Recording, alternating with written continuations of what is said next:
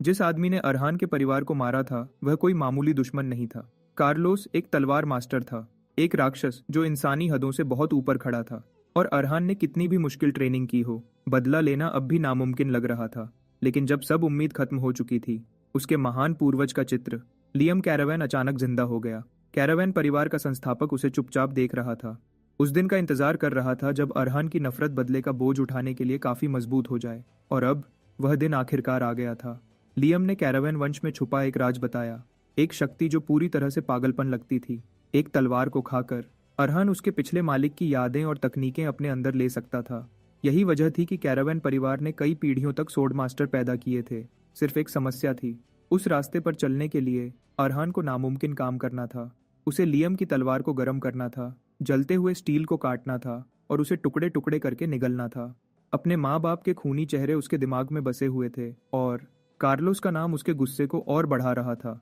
अरहन ने देर नहीं की। उसने अपने दांत लाल गरम तलवार में गड़ाए और एक टुकड़ा कैंडी की तरह तोड़ दिया, खुद को जलती हुई धातु निगलने पर मजबूर किया।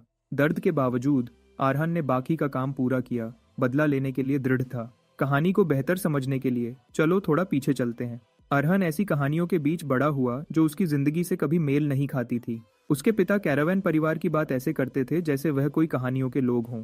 कभी शक्तिशाली सोर्ड मास्टर्स थे जिनके नाम से राज्यों में डर फैलता था, लेकिन अरहन को वह कहानियां खोखली लगती थी। उनका घर टूट रहा था, उनका असर कब का खत्म हो चुका था और जिस गांव पर वह राज करते थे वह जीने के लिए संघर्ष कर रहा था। बचपन में महानता पर विश्वास करना मुश्किल था, जब उसके आसपास सब कुछ गिरावट की तरफ इशारा कर रहा था। लेकिन फिर भी अरहन गांव के लोगों के साथ खुश था। वह खेत में उनके साथ काम भी करता था और सामान बेचने के लिए बाजार भी ले जाता था। उसके लिए बाजार जाना एक मामूली दिन था और अरहन खुशी खुशी चला गया। लेकिन जब तक वह वापस आया, उसने सिर्फ अपने लोगों के खून से भरी जमीन देखी। अरहन अपने सामने हो रहे खूनी दृश्य से हैरान रह गया और अचानक उसका नौकर उसके पीछे दिखाई देता है, उसे तसल्ली देने के लिए, जबकि यह बताते हुए कि एक सोर्ड मास्टर ने हमला किया गांव पर और सिर्फ 10 मिनट में आधे गांव वालों को खत्म कर दिया। यह कहते हुए कि वह आदेश मान रहा था। अरहान ने सोचा सब खत्म हो गया, लेकिन किसी वजह से सोर्ड मास्टर कार्लोस ने उसके माँ बाप को छोड़ दिया था। और उस गर्मी के पल में अपनी माँ को गले लगाते हुए अरहान जानता था कि उनकी मुश्किलें अभी खत्म नहीं हुई थी। द सोर्ड मास्टर ने उसके माँ बाप और बचे हुए लोगों को 1 महीना दिया था गायब होने के लिए। डर और बिना किसी उम्मीद के बचे हुए लोग गांव से भाग गए, उसे वीरान छोड़कर। अरहान के माँ बाप ने फिर भी रुकने का फैसला किया, क्योंकि गांव के नेता होने के नाते यह उनकी जिम्मेदारी थी। उन्होंने नौकर से अरहान को गांव से दूर ले जाने को कहा, लेकिन वह आधे रास्ते से वापस भाग आया, बिल्कुल पहले की तरह। उसे सिर्फ खूनी दृश्य मिला, जहां उसके पिता का सिर एक डंडे पर लटका हुआ था और उसकी माँ को काट दिया गया था। उसने क्रॉसबो से सोर्ड्स मास्टर पर हमला करने की कोशिश की, लेकिन वह डर के मारे घुटनों पर गिर गया और सोर्ड्स मास्टर ने उसे छोड़ने का फैसला किया, लेकिन एक चेतावनी के साथ कि वह अपना वंश आगे न बढ़ाए, क्योंकि वह भविष्य में उन्हें फिर से खत्म करने आ जाएगा। उस पल अरहान ने सब कुछ खो दिया, लेकिन अपने सबसे बड़े दुश्मन कार्लोस से बदला लेने की कसम खाई। उसके तुरंत बाद 1 साल बीत गया और इस दौरान अरहान ने बदले की तैयारी की, एक सोर्ड मास्टर के खिलाफ जिसे ताकत की चोटी माना जाता था। अरहान के पास सवाल थे, क्योंकि उसे नहीं पता था कि कार्लोस उसके परिवार को क्यों मारेगा या इस सब के पीछे कौन था। हालांकि उसके दिमाग में सवाल जल रहे थे, वह जानता था कि एक बात अब भी है और यह सच है कि गांव के वह सब लोग जो बेकार में मरे, उनकी जिंदगी कभी वापस नहीं आएगी, जैसे वह आम तौर पर करता है। अरहान अपने महल में दीवार के सामने खड़ा होकर दीवार को घूरता है, उस तलवार और चित्र को जो उसके पूर्वज लियम कैरावैन के बताए जाते थे। अचानक कुछ अजीब हुआ जब वह चित्र को घूर रहा था और उससे एक तेज रोशनी निकलने लगी, जिसके साथ एक आवाज भी आ रही थी। जब रोशनी आखिरकार बनती है, वह एक बूढ़े आदमी में बदल जाती है जो अरहान को अपना वंशज कहता है। अरहान को अपनी आंखों पर यकीन नहीं हुआ, क्योंकि उसके ठीक सामने उसका पूर्वज लियम कैरावैन था। अरहान पहले इस बात को नहीं मानता, क्योंकि उसे लगता है कि वह सही नहीं देख रहा है और उसे अब तक जो कुछ हुआ है उसकी वजह से दिमागी सदमा लगा होगा। लेकिन यह साफ होने लगता है कि उसके सामने की तस्वीर कोई भ्रम नहीं है। लियम बोलता है, अरहान को बताते हुए कि वह उसके दिल में उलझन महसूस कर सकता है, क्योंकि वह डरा हुआ है कि कहीं उसने अपना दिमाग न खो दिया हो। वह उससे यह भी पूछता है कि क्या वह हैरान है कि उसका पूर्वज, जिसे वह एक कहानी मानता है, उसके ठीक सामने खड़ा है। अरहान फिर उससे पूछता है कि क्या वह सच में परिवार का संस्थापक है, इतिहास का सबसे शक्तिशाली सोर्ड्स मास्टर। इसके अलावा वह जानना चाहता है कि अगर वह सच में वह महान सोर्ड्स मास्टर है जिसके बारे में वह बात करते हैं, तो उसने उस पल आने का फैसला क्यों किया। अरहान का गुस्सा और निराशा उस पर हावी हो जाती है जब वह लियम पर चिल्लाता है, उससे पूछता है कि उसने आखिरकार उस पल दिखाई देने का फैसला क्यों किया। लियम शांति से जवाब देता है कि उसे पक्का करना था, यह बताते हुए कि बदला एक ऐसी मुश्किल है जिसे शुरू भी नहीं करना चाहिए जब तक कोई सब कुछ छोड़ने के लिए तैयार न हो। इस वजह से उसने पिछले 1 साल और हर एक दिन अरहान पर नजर रखी है। उसे एहसास होता है कि इसके बावजूद कि वह इतनी बेकार और निराशाजनक प्रतिभा रखता है कि वह खुद भी इससे इनकार नहीं कर सकता। वह एक भी दिन अपनी तलवार नहीं छोड़ता। लियम उसके जुनून और उसकी इच्छा से हैरान है जो खत्म होने से इनकार करती है। लियम उसे बताता है कि उसके अभी दिखाई देने की वजह यह है कि अरहान की आंखों में नफरत आखिरकार उस गहराई तक पहुंच गई है जो वह चाहता है। इसके अलावा लियम कबूल करता है कि उसका अपना सब्र भी हद तक पहुंच गया है और उसके अंदर की हत्यारा इरादा उस शख्स को टुकड़े टुकड़े करना चाहता है जिसने उसके वंशजों को बेरहमी से मारा। लियम बताता है कि एक सच है जिसे नकारा नहीं जा सकता और यह सच है कि सिर्फ एक सोर्ड मास्टर ही एक सोर्ड मास्टर को मार सकता है। लियम को पूरा यकीन है कि अरहान इस बात से वाकिफ है, इसलिए उसने बदला लेने की कसम खाते हुए पागलपन की हद तक अपनी तलवार चलाई। लेकिन लियम अरहान को बताता है कि चाहे वह कितनी भी ट्रेनिंग करे वह कभी कार्लोस तक नहीं पहुंच पाएगा। वह समझाता है कि एक सोर्ड मास्टर इंसानियत की हदों से परे एक अलग हस्ती है। यह बुनियादी तौर पर इतना ऊंचा क्षेत्र है कि जिनको प्रतिभाशाली कहा जाता है वह भी इसे समझ नहीं सकते। इन शक्तिशाली सोर्ड मास्टर्स में भी कार्लोस अब भी सबसे ऊपर है। लियम मानता है कि उसके जमाने में भी ऐसे हुनर वाले मुट्ठी भर लोग ही थे, जिसका मतलब है कि आज के युग में कोई उसे छू नहीं सकता। वह अरहान को बताता है कि जैसे जैसे समय बीतेगा कार्लोस और भी मजबूत होता जाएगा। जब अरहान ये सब सुनता है उसका दिल कांपने लगता है, क्योंकि उसे पहले से ही पता था कि कार्लोस बहुत शक्तिशाली है, लेकिन उसने कभी यह नहीं सोचा था कि उसे हराना नामुमकिन होगा। अरहान निराशा में कराह उठता है क्योंकि उसे यकीन नहीं होता कि जिस आदमी ने उससे सब कुछ छीना वह एक हीरो बन जाएगा, जबकि वह किनारे बैठकर बेबस होकर देखता रहेगा, बिल्कुल पहले की तरह। तभी लियम उसे बताता है कि चीजें बदल गई हैं क्योंकि वह अब अरहान की मदद करने के लिए है ताकि वह कार्लोस से भी महान बन सके। लियम अरहान को बताता है कि वह चाहता है कि वह उस बेकार कार्लोस पर अपना फैसला सुनाए जिसने उसके वंशजों को भेड़ों की तरह मारा। लियम अरहान को बताता है कि आगे बढ़ने का सिर्फ एक ही रास्ता है और यह वह रास्ता है जिस पर सिर्फ कैरावैन चलते हैं। वह अरहान को बताता है कि आगे बढ़ने का तरीका यह है कि वह उसकी तलवार को खा ले जो दीवार पर लटकी है। अरहान ये सुनकर आखिरकार उलझ जाता है और वह उस आदमी को ऐसे घूरता है जैसे वह पागल हो। लियम फिर अरहान को भट्टी तक ले जाता है जहां वह उसे समझाता है कि कैरावैन परिवार में ड्वार्वन खून का मिश्रण है। अरहान लियम की तलवार को भट्टी में रखता है जबकि लियम सब कुछ समझाता रहता है। वह बताता है कि खून का यह मिश्रण उससे आया है क्योंकि वह एक ड्वार्फ हाइब्रिड है। हालांकि ड्वार्वन खून में ऐसी विशेषताएं हैं जो दिखाई नहीं देती। यह खून खास शक्तियां रखता है जो वंशजों को मिलती है। वह बताता है कि यह शक्तियां तलवारों से जुड़ी हैं, यह जाहिर करते हुए कि एक तलवार को खाकर कोई उसके चलाने वाले की यादें और तकनीकें अपनी बना सकता है। यह बुनियादी तौर पर वह शक्ति है जिसने कैरावैन परिवार को हर पीढ़ी में सोर्ड मास्टर पैदा करने की अनुमति दी है, इस तरह एक इतने प्रतिष्ठित और महान परिवार को बनाया है। अरहान यह सुनकर हैरान है क्योंकि उसने हमेशा जाना है कि ड्वार्फ्स धातु और आग के दोस्त होते हैं, लेकिन उसने कभी नहीं जाना कि उनके पास ऐसा अजीब हुनर था। हालांकि कहानी बेकार और उलझन भरी लगती है। अरहान जानता है कि सच्चाई सिर्फ नतीजों से ही साबित हो सकती है। अरहान फिर बड़े दृढ़ निश्चय के साथ लियम की आंखों में देखता है, उसे बताते हुए कि उसे दिखाए कि तलवार कैसे खाते हैं क्योंकि अब कोई झिझक नहीं है।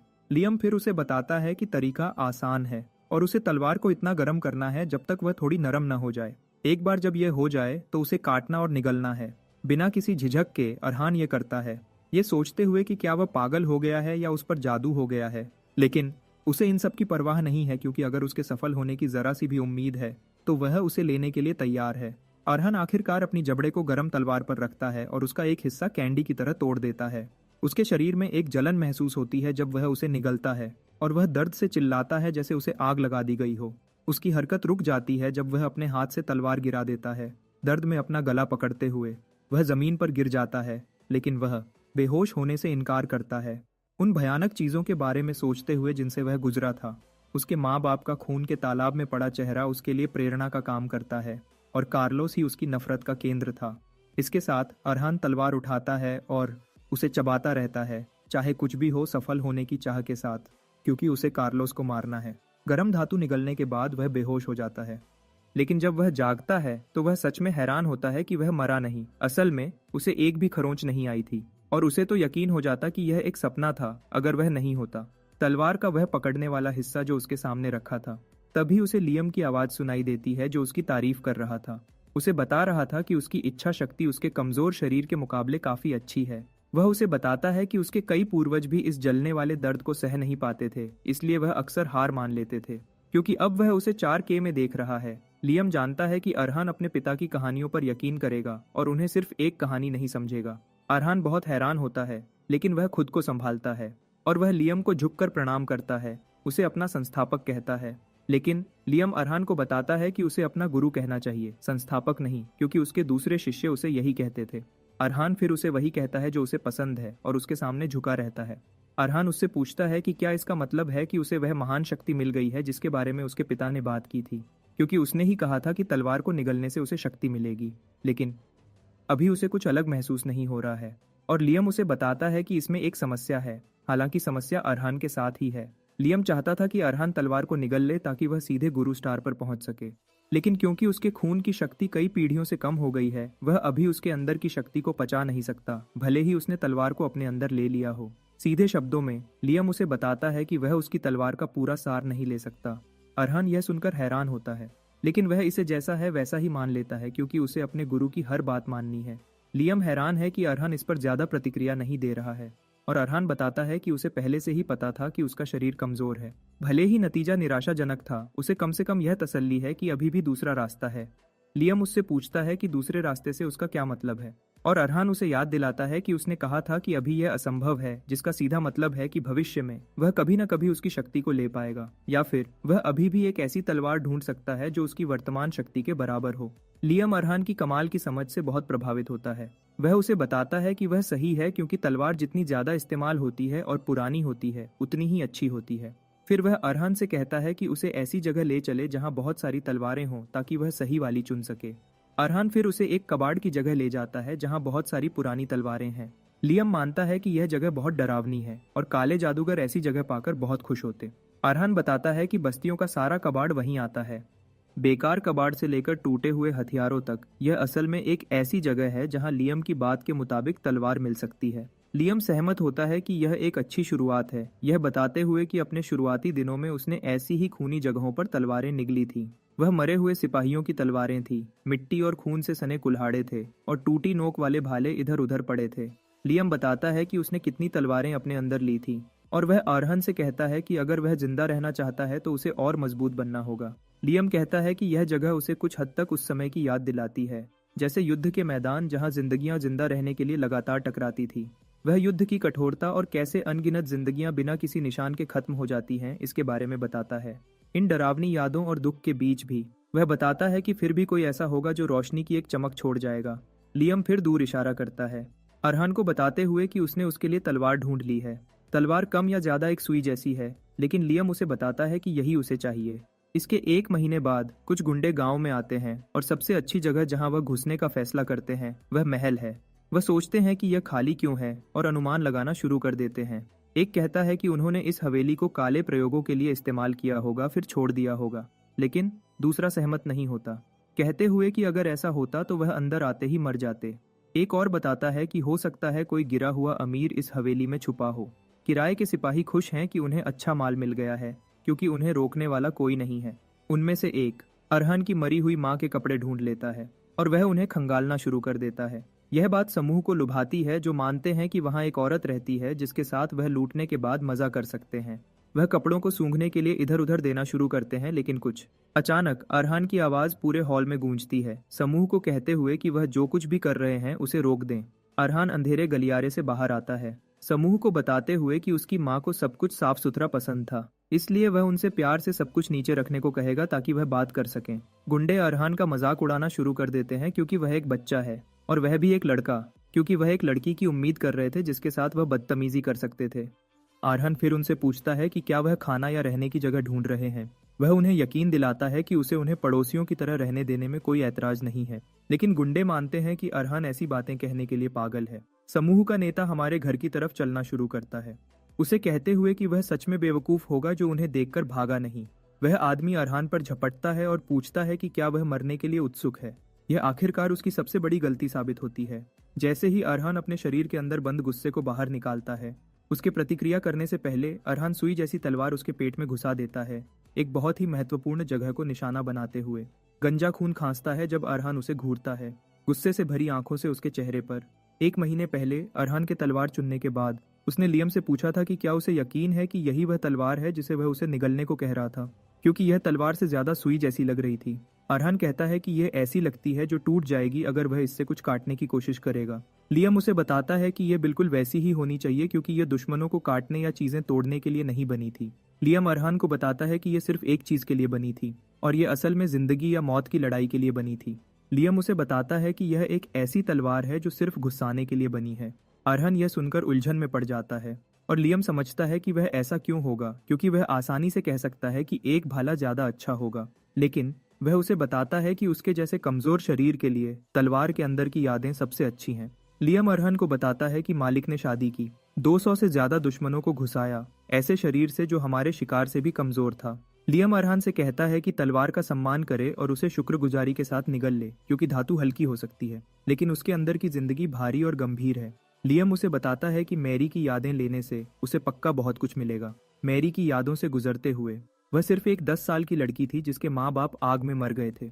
वह सिर्फ अपने चेहरे पर जलने के निशानों के साथ बच पाई थी, जबकि उसके माँ बाप इतने जल गए थे कि उन्हें पहचाना नहीं जा सकता था। जब तक वह जागी, उसने धीरे से बताया था कि वह अपने माँ बाप के साथ मरना पसंद करती।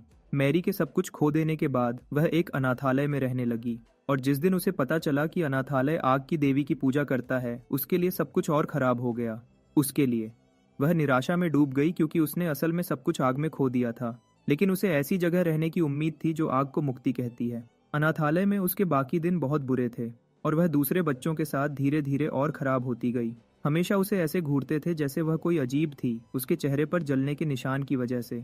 वह उसके पीछे बहुत बुरी बातें कहते थे और कभी कभी वह उन्हें सुनती थी, जिससे उसे कभी कभी मरने की इच्छा भी होती थी। मैरी हमेशा यही चाहती थी कि वह मर जाए ताकि वह इस डर से बच सके, लेकिन एक खास दिन सब कुछ बदल गया।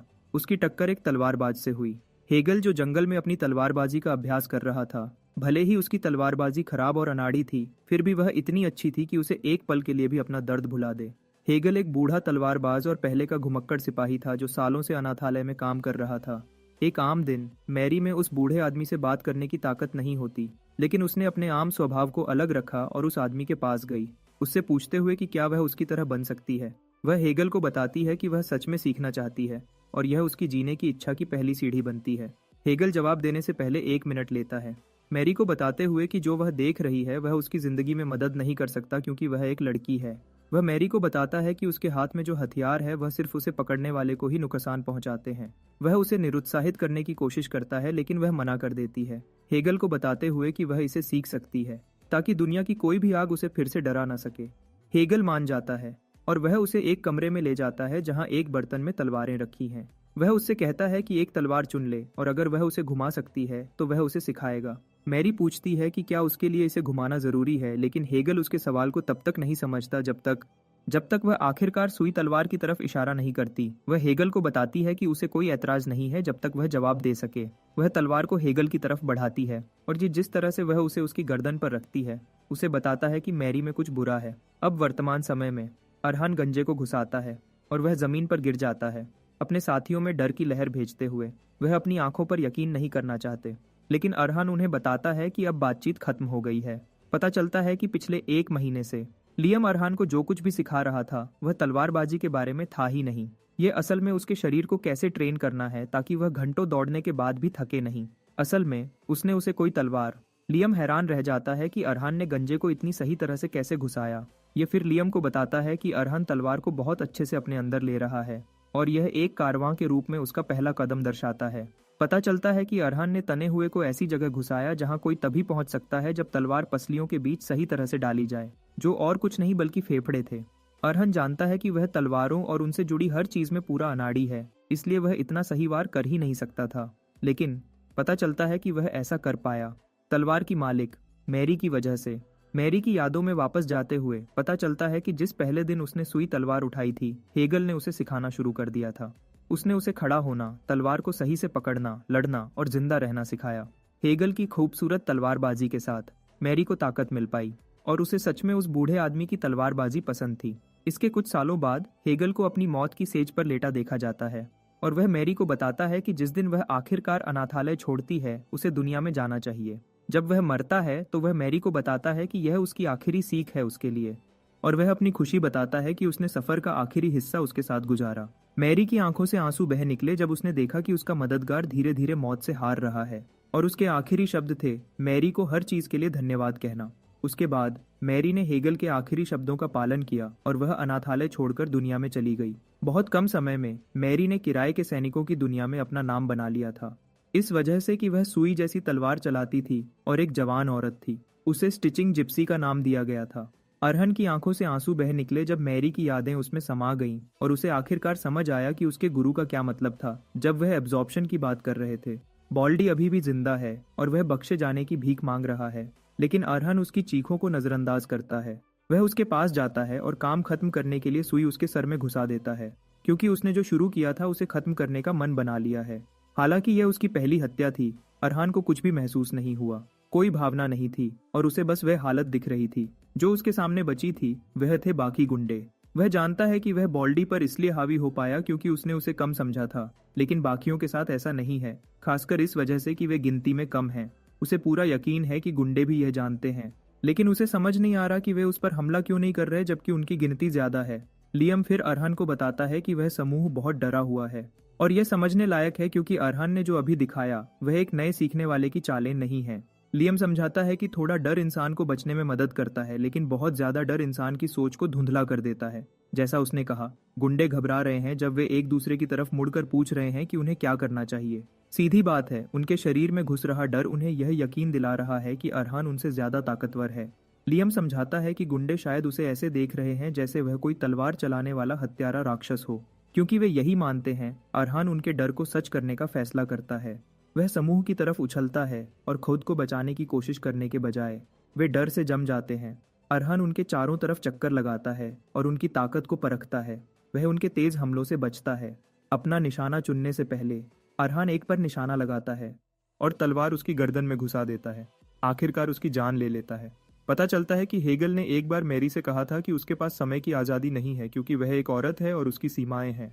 अरहान उसी सिद्धांत पर काम कर रहा है जब वह अपनी तेज फुर्ती से समूह के चारों तरफ दौड़ता है, क्योंकि वह इस हालत में कमजोर है। अरहान जानता है कि उसे अपने दुश्मन को गिराने के लिए ज्यादा से ज्यादा 2 बार मिलेंगे इससे पहले कि वह पकड़ा जाए।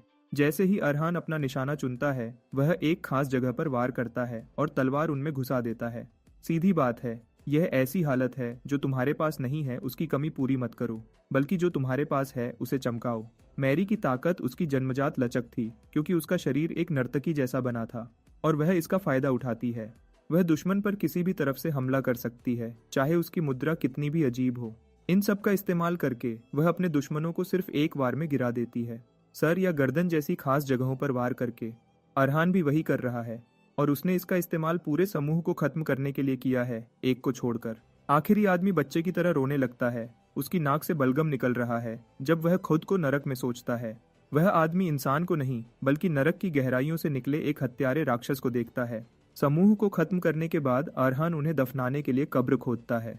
जब वह उन्हें दफनाने में लगा था, लियम ने उससे पूछा कि क्या उसने आखिरकार अपने शक को अलग कर दिया है। वह उसे बताता है कि अगर उसमें पूरे दिन तलवार चलाने की ताकत है बिना सांस खोए, तो वह 4 अनसीखे गुंडों का सामना कर सकता है। लियम अरहन को बताता है कि वह जीवन और मौत की लड़ाइयों के बीच पहले से ही मजबूत हो रहा है। अरहन को एहसास होता है कि उसके गुरु ने जो कुछ भी कहा वह सच है, क्योंकि उसका शरीर एक नर्तकी की तरह लचीला हो गया, जैसे वह तलवार के अंदर की यादों पर प्रतिक्रिया कर रहा हो। मैरी की यादें, सब कुछ लड़ाई शुरू होते ही साफ हो गया।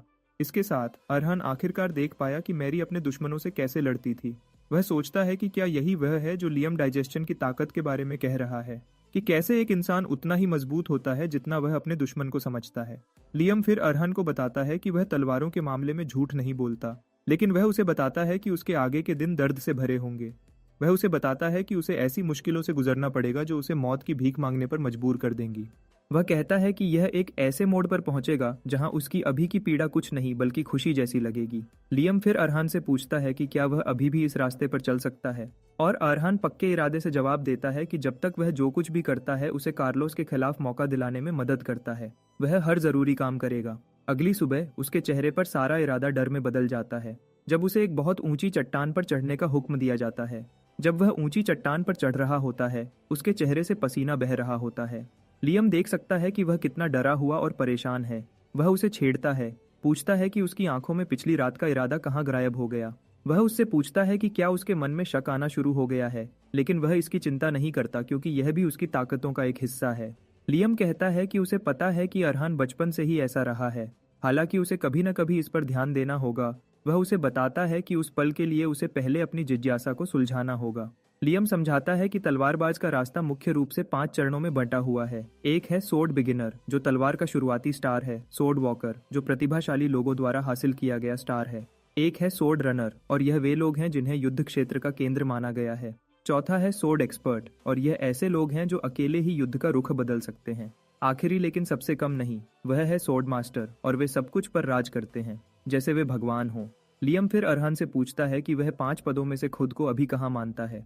अरहान गहरी सांस लेता है, लियम को बताने से पहले कि उसे पूरा यकीन है कि वह एक जोशीला जवाब की उम्मीद कर रहा है, लेकिन वह उसे यकीन दिलाता है कि वह अपना स्टार बहुत अच्छे से जानता है। अरहान कहता है कि तलवारबाजी के लिए पहली शर्त माना को नियंत्रित करना है, और दूसरी, जो माना को संभालने के लिए जरूरी है, वह है माना हार्ट का बनना। हालांकि क्योंकि उसने अभी तक माना हार्ट नहीं बनाया है, अरहान खुद से ईमानदार है और वह जानता है कि वह अभी तक एक बिगिनर के रूप में भी योग्य नहीं है। लियम यह सुनकर खुश होता है और अरहान की तारीफ करता है, उसे बताता है कि उसकी आत्मज्ञान बहुत अच्छा है। लियम अरहान के शक की पुष्टि करता है, उसे बताता है कि वह सच में शुरुआती लोगों में भी एक शुरुआती है जिसने अभी तक तलवार की दहलीज पर कदम भी नहीं रखा है। लियम अरहान को बताता है कि ट्रेनिंग उसे एक बिगिनर के रास्ते पर ले जाने के लिए है, ताकि वह माना हार्ट बना सके। अरहान यह सुनकर हैरान हो जाता है, और वह आदमी से पूछता है कि क्या वह इस वक्त जो कुछ भी कर रहा है वह सिर्फ एक माना हार्ट बनाने के लिए है। अरहान यकीन नहीं कर सकता कि वह इस वक्त एक माना हार्ट की वजह से जीवन और मौत की हालत से गुजर रहा है।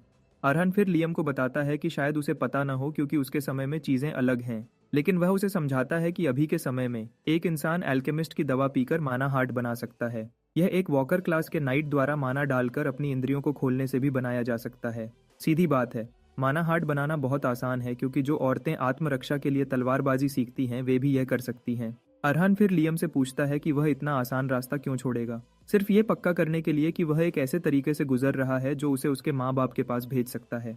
लियम फिर अरहान को बताता है कि माना हार्ट बनाने के लिए दुनिया के तरीकों का पालन करना बुरा नहीं है, लेकिन वह उसे बताता है कि गन्स एंड स्टील की ताकत उनके खून में रहती है। लियम अरहान को बताता है कि इस ताकत की पूरी क्षमता को बाहर निकालने के लिए एक मजबूत पात्र की जरूरत होती है, इसलिए यह एक आम इंसान के दिल से नामुमकिन है। वह बताता है कि एक इंसान सिर्फ इंसानों की दुनिया तक ही पहुंच सकता है एक बेकार माना हार्ट के साथ, लेकिन अगर अरहान एक सोर्ड मास्टर के रास्ते तक पहुंचने के लिए गंभीर है तो उसे सिर्फ एक चीज चाहिए।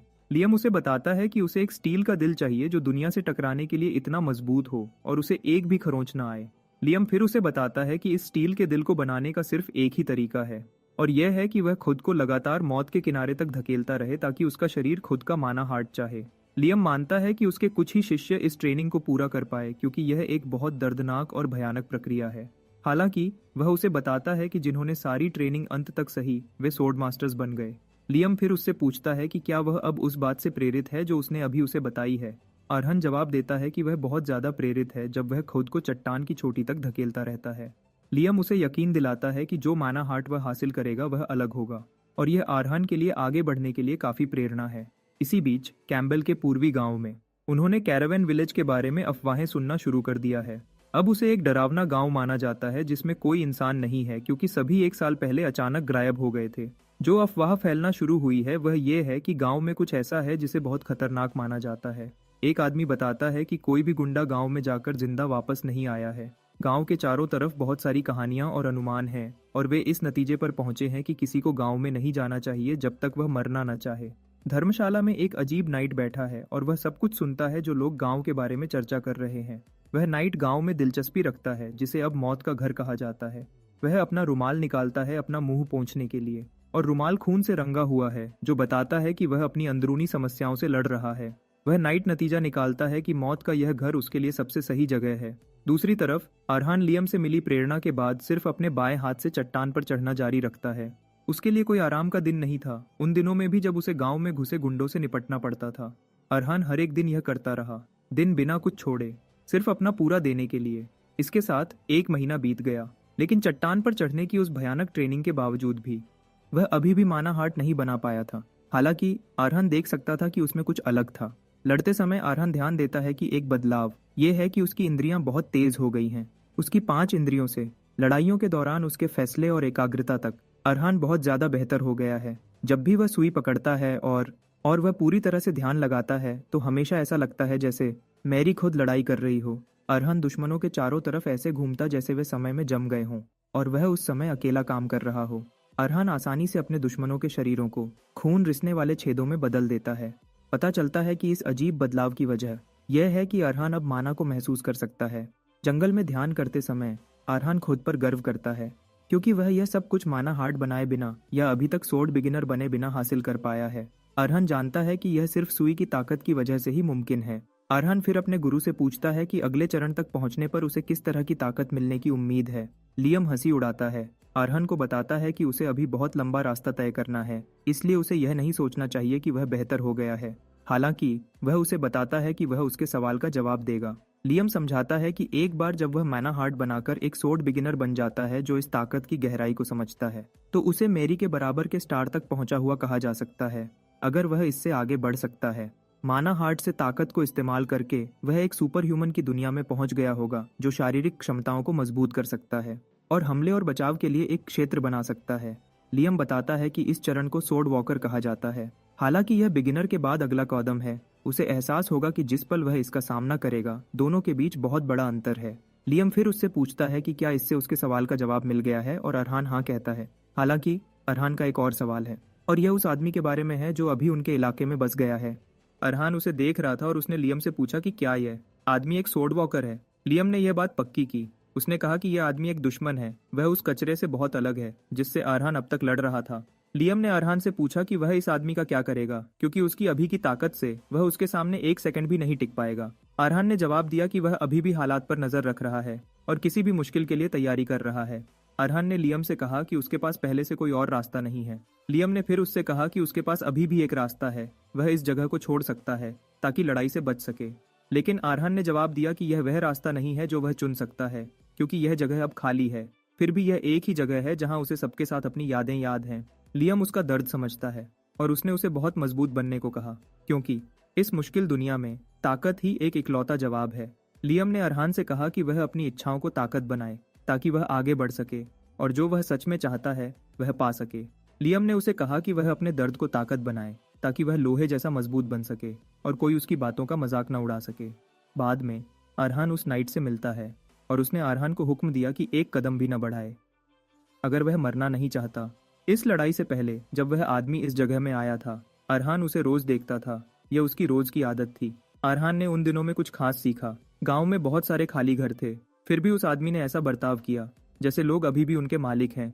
उसने छोटी से छोटी चीज को भी हाथ नहीं लगाया। वह बस एक पोटली के साथ सादा जीवन जीता था जो वह अपने साथ लाया था। और उसकी दूसरी आदतें थीं, हर शाम सूरज को देखना जब वह सोच में डूबा होता था, या फिर पूजा में समय बिताना। आखिर में अरहान ने सोचा कि वह आदमी एक नाइट है और लियम उससे सहमत हुआ। उसने कहा कि वह एक तलवारबाज है जो वॉकर लेवल तक पहुंचने में माहिर है, लेकिन उसे हैरानी है कि वह अभी भी नियम और तरीके सख्ती से मानता है जब उसे कोई देखने वाला नहीं होता। लियम ने बताया कि इस तरह का जिद्दी आदमी नाइट्स के अलावा बहुत कम मिलता है। अरहान ने फिर कहा कि अगर वह एक नाइट है तो इसका मतलब है कि वह एक अच्छा आदमी हो सकता है, क्योंकि नाइट्स को अपनी इज्जत बचानी होती है और इंसाफ के लिए लड़ना होता है। लियम ने बीच में कहा कि इसमें कोई शक नहीं कि वह इज्जत के पीछे भागते हैं, लेकिन अरहान गलत है नाइट्स को सही लोग कहने में। उसने कहा कि इज्जत एक ऐसी चीज है जो हर किसी के लिए अलग होती है। उसने कहा कि जो इज्जत वह मानते हैं वह हमेशा सबके लिए अच्छी नहीं होती, क्योंकि एक नाइट की इज्जत उस आदमी पर निर्भर करती है जिसे वह अपनी वफादारी देता है। उनकी इज्जत असल में उनके मालिक की मर्जी से तय होती है, खासकर उसकी जो अच्छा पैसा देता है। लियम ने मासूम अरहान को समझाने का फैसला किया कि एक नाइट असल में क्या होता है। उसने उसे बताया कि एक नाइट बस एक किराए का तलवारबाज होता है जो इज्जत को हिंसा का बहाना बनाता है। वह असल में कोई ऐसा होता है जो पुरानी तलवार के हुनर का इस्तेमाल करता है तेजी से मारने के लिए, और क्योंकि वह महंगे कवच में होते हैं वह बस एक ऐसा दुश्मन है जिसे मारना बहुत मुश्किल होता है। लियम ने अरहान से कहा कि वह नाइट जैसे चमकदार शब्द से धोखा न खाए। उसने सुझाव दिया कि वह देखे कि वह असल में क्या है ताकि वह खुद फैसला कर सके। लियम ने अरहान से कहा कि शक करना उसकी सबसे बड़ी ताकत है, और उसने उसे याद दिलाया कि वह बचपन से ही ऐसा है। जब वह बच्चा था तो वह अपने पिता की कहानियां सुनता था, पर अंदर ही अंदर वह उनकी सच्चाई पर सवाल उठाता था। जब एक नई ताकत ने उसे बहुत ज्यादा भरोसा दिया और उसे खतरे में डाल दिया, तब भी उसकी तेज समझ और ध्यान से देखने ने उसे खतरे हटाने में मदद की ताकि वह जवाब ढूंढ सके। लियम ने आगे कहा, शक का मतलब है जो वह देखता या सुनता है उससे न बहकना, बल्कि हर संभव तरीके का इस्तेमाल करना और लगातार सोचना सच के करीब पहुंचने के लिए। लियम ने अरहान से कहा कि वह कभी भी शक करने की अपनी सोच न छोड़े। क्योंकि इस सोच के बिना लोग अपनी हदों को पार नहीं कर सकते। लियम ने उसे बताया कि यह असल में उसकी तलवार के हुनर के पीछे का असली तोहफा है। अरहान पूरी तरह से ध्यान से सुन रहा था जब उसे लियम से यह खास सीख मिल रही थी। जब लियम की सीख खत्म हुई, अरहान ने उसे भरोसा दिलाया कि वह सब कुछ याद रखेगा। इन्हीं सीखों के कारण अरहान ने कभी भी अपनी चौकसी कम नहीं की उस अनजान आदमी के आसपास जो उसकी जगह में बस गया था, सिर्फ यह पक्का करने के बाद कि वह नाइट खतरा नहीं हो सकता। तब अरहान ने उसे अपना पड़ोसी बनने के लिए पूछने का सोचा। अरहान ने नाइट के पास बहुत ध्यान से जाने की कोशिश की, लेकिन दोनों ने एक दूसरे पर तलवार तान ली। नाइट ने अरहान से कहा कि उसे पता है कि अरहान उसे देख रहा था, लेकिन उसने उसे भागने के बारे में सोचने से भी मना किया। नाइट ने अरहान को भरोसा दिलाया कि वह उसे तुरंत मार देगा अगर उसने उसकी तरफ पीठ की। अरहान अपनी बचाव की मुद्रा में रहा, क्योंकि उसने कभी नहीं सोचा था कि चीजें ऐसे हो जाएंगी। मैरी की याद में जाते हुए वह बताती है कि कैसे बहुत सारे किराए के सिपाही उसके पास आए उसे अपनी टीम में लेने के लिए। दूसरी तरफ गुंडों ने, जिन्होंने उसके अच्छे होने की खबर सुनी थी, फैसला किया कि सबसे अच्छा काम उससे लड़ाई करना है। उन दिनों में उसके मन में एक ही बात थी कि वह अब एक आम तलवार वाली किराए की सिपाही नहीं हो सकती, बल्कि एक सही मजबूत तलवारबाज औरत। लेकिन उसे जल्दी ही पता चल गया कि वह कितनी गलत थी। उसकी टक्कर एक सोर्ड वॉकर नाइट से हुई, जिसने उसे आसानी से निशस्त्र कर दिया और उसके हुनर को बेकार बताया। नाइट ने मैरी से कहा कि अगर वह औरत न होती तो वह उसे मार देता, और उसने उसे बुरा भला कहा। उससे कहा कि वह बस एक कीड़ा है। असल में रेड हॉक नाइट के नियम में औरतों और बच्चों को हाथ न लगाना उनका नियम है, और यही मैरी के लिए उस समय बचाव का रास्ता था। इसी दिन मैरी ने अपने और नाइट्स के बीच एक बहुत बड़ी न टूटने वाली दीवार महसूस की।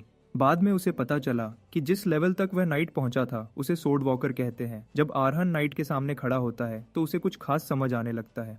वह मैरी, जो तब एक सोर्ड वॉकर से हारी थी, वह उसकी अभी की ताकत से बहुत ज्यादा मजबूत थी, जो यह दिखाता है कि वह कितने नुकसान में है। जैसे ही नाइट धीरे धीरे पास आता है, अरहान को एहसास होता है कि उसे मौत का डर घेर रहा है, जो उस डर से भी बहुत ज्यादा था जब वह एक हाथ से पहाड़ चढ़ रहा था। उसका दिल पागलों की तरह तेज धड़कने लगता है, और इसके साथ वह वॉकर स्टेज से परे साफ इंसान से ज्यादा ताकतवर लेवल देखता है। यह एक ऐसा लेवल है जहां माना शरीर के बाहर नसों की तरह फैलता है, जबकि हमलों और बचाव में इच्छा शक्ति भी जुड़ जाती है। इसे ही आमतौर पर सोर्ड वॉकर का रास्ता कहते हैं। नाइट ने फिर अरहान से पूछा कि वह उसे क्यों देख रहा था, क्योंकि उसने अब तक जो देखा है, अरहान ही उन गुंडों पर हमला कर रहा था जो उस जगह में आए थे। नाइट ने अरहान से कहा कि उसे एक अच्छा कारण बताना होगा, वरना उसे दुश्मन की तरह देखना पड़ेगा। नाइट ने अरहान पर चिल्लाया जवाब देने के लिए, और अरहान ने जवाब दिया कि वह बस यह पता लगाने की कोशिश कर रहा था कि नाइट एक घुसपैठिया है या मेहमान। अरहान ने उसे बताया कि यह उसकी सफाई है, लेकिन नाइट ने और मांगा, कहा कि उसे अभी पूरी तरह समझ नहीं आया है। अरहान ने फिर समझाया कि वह इस जगह में पैदा हुआ और बड़ा हुआ है, लेकिन 1 साल पहले जब वह थोड़े समय के लिए बाहर गया था, एक काले जादूगर ने हमला किया, लोगों को मार दिया और आखिर में गांव को बर्बाद कर दिया। इसके बाद गुंडे आते रहे और उसे उनसे अकेले ही निपटना पड़ा। अंदर ही अंदर अरहान जानता है कि उस आदमी को सब कुछ बताने की जरूरत नहीं है, इसलिए वह कुछ जानकारी उससे छुपा रहा है। अरहान ने फिर आगे कहा कि उसने देखा है कि नाइट उन सबसे बहुत ज्यादा मजबूत लगता है जिनसे वह लड़ा है, और उसे पता था कि अगर वह जल्दी पास गया होता तो वह मर सकता था। इसलिए उसने उसे देखने का फैसला किया, यह जानने के लिए कि वह दोस्त है या दुश्मन। अरहान कहता है कि अगर वह दोस्ताना है तो वह उसे गांव में रहने के लिए कहेगा, लेकिन अगर उल्टा हुआ तो वह अपनी जगह को बचाने के लिए हर संभव रास्ता ढूंढेगा। नाइट को हैरानी हुई कि अरहान लड़ने के लिए तैयार था, जबकि उसे पता था कि वह कितने नुकसान में है। अरहान ने फिर जवाब दिया कि यह जमीन उसकी सारी यादें रखती है, इसलिए यह इतनी कीमती है कि इससे भागा नहीं जा सकता।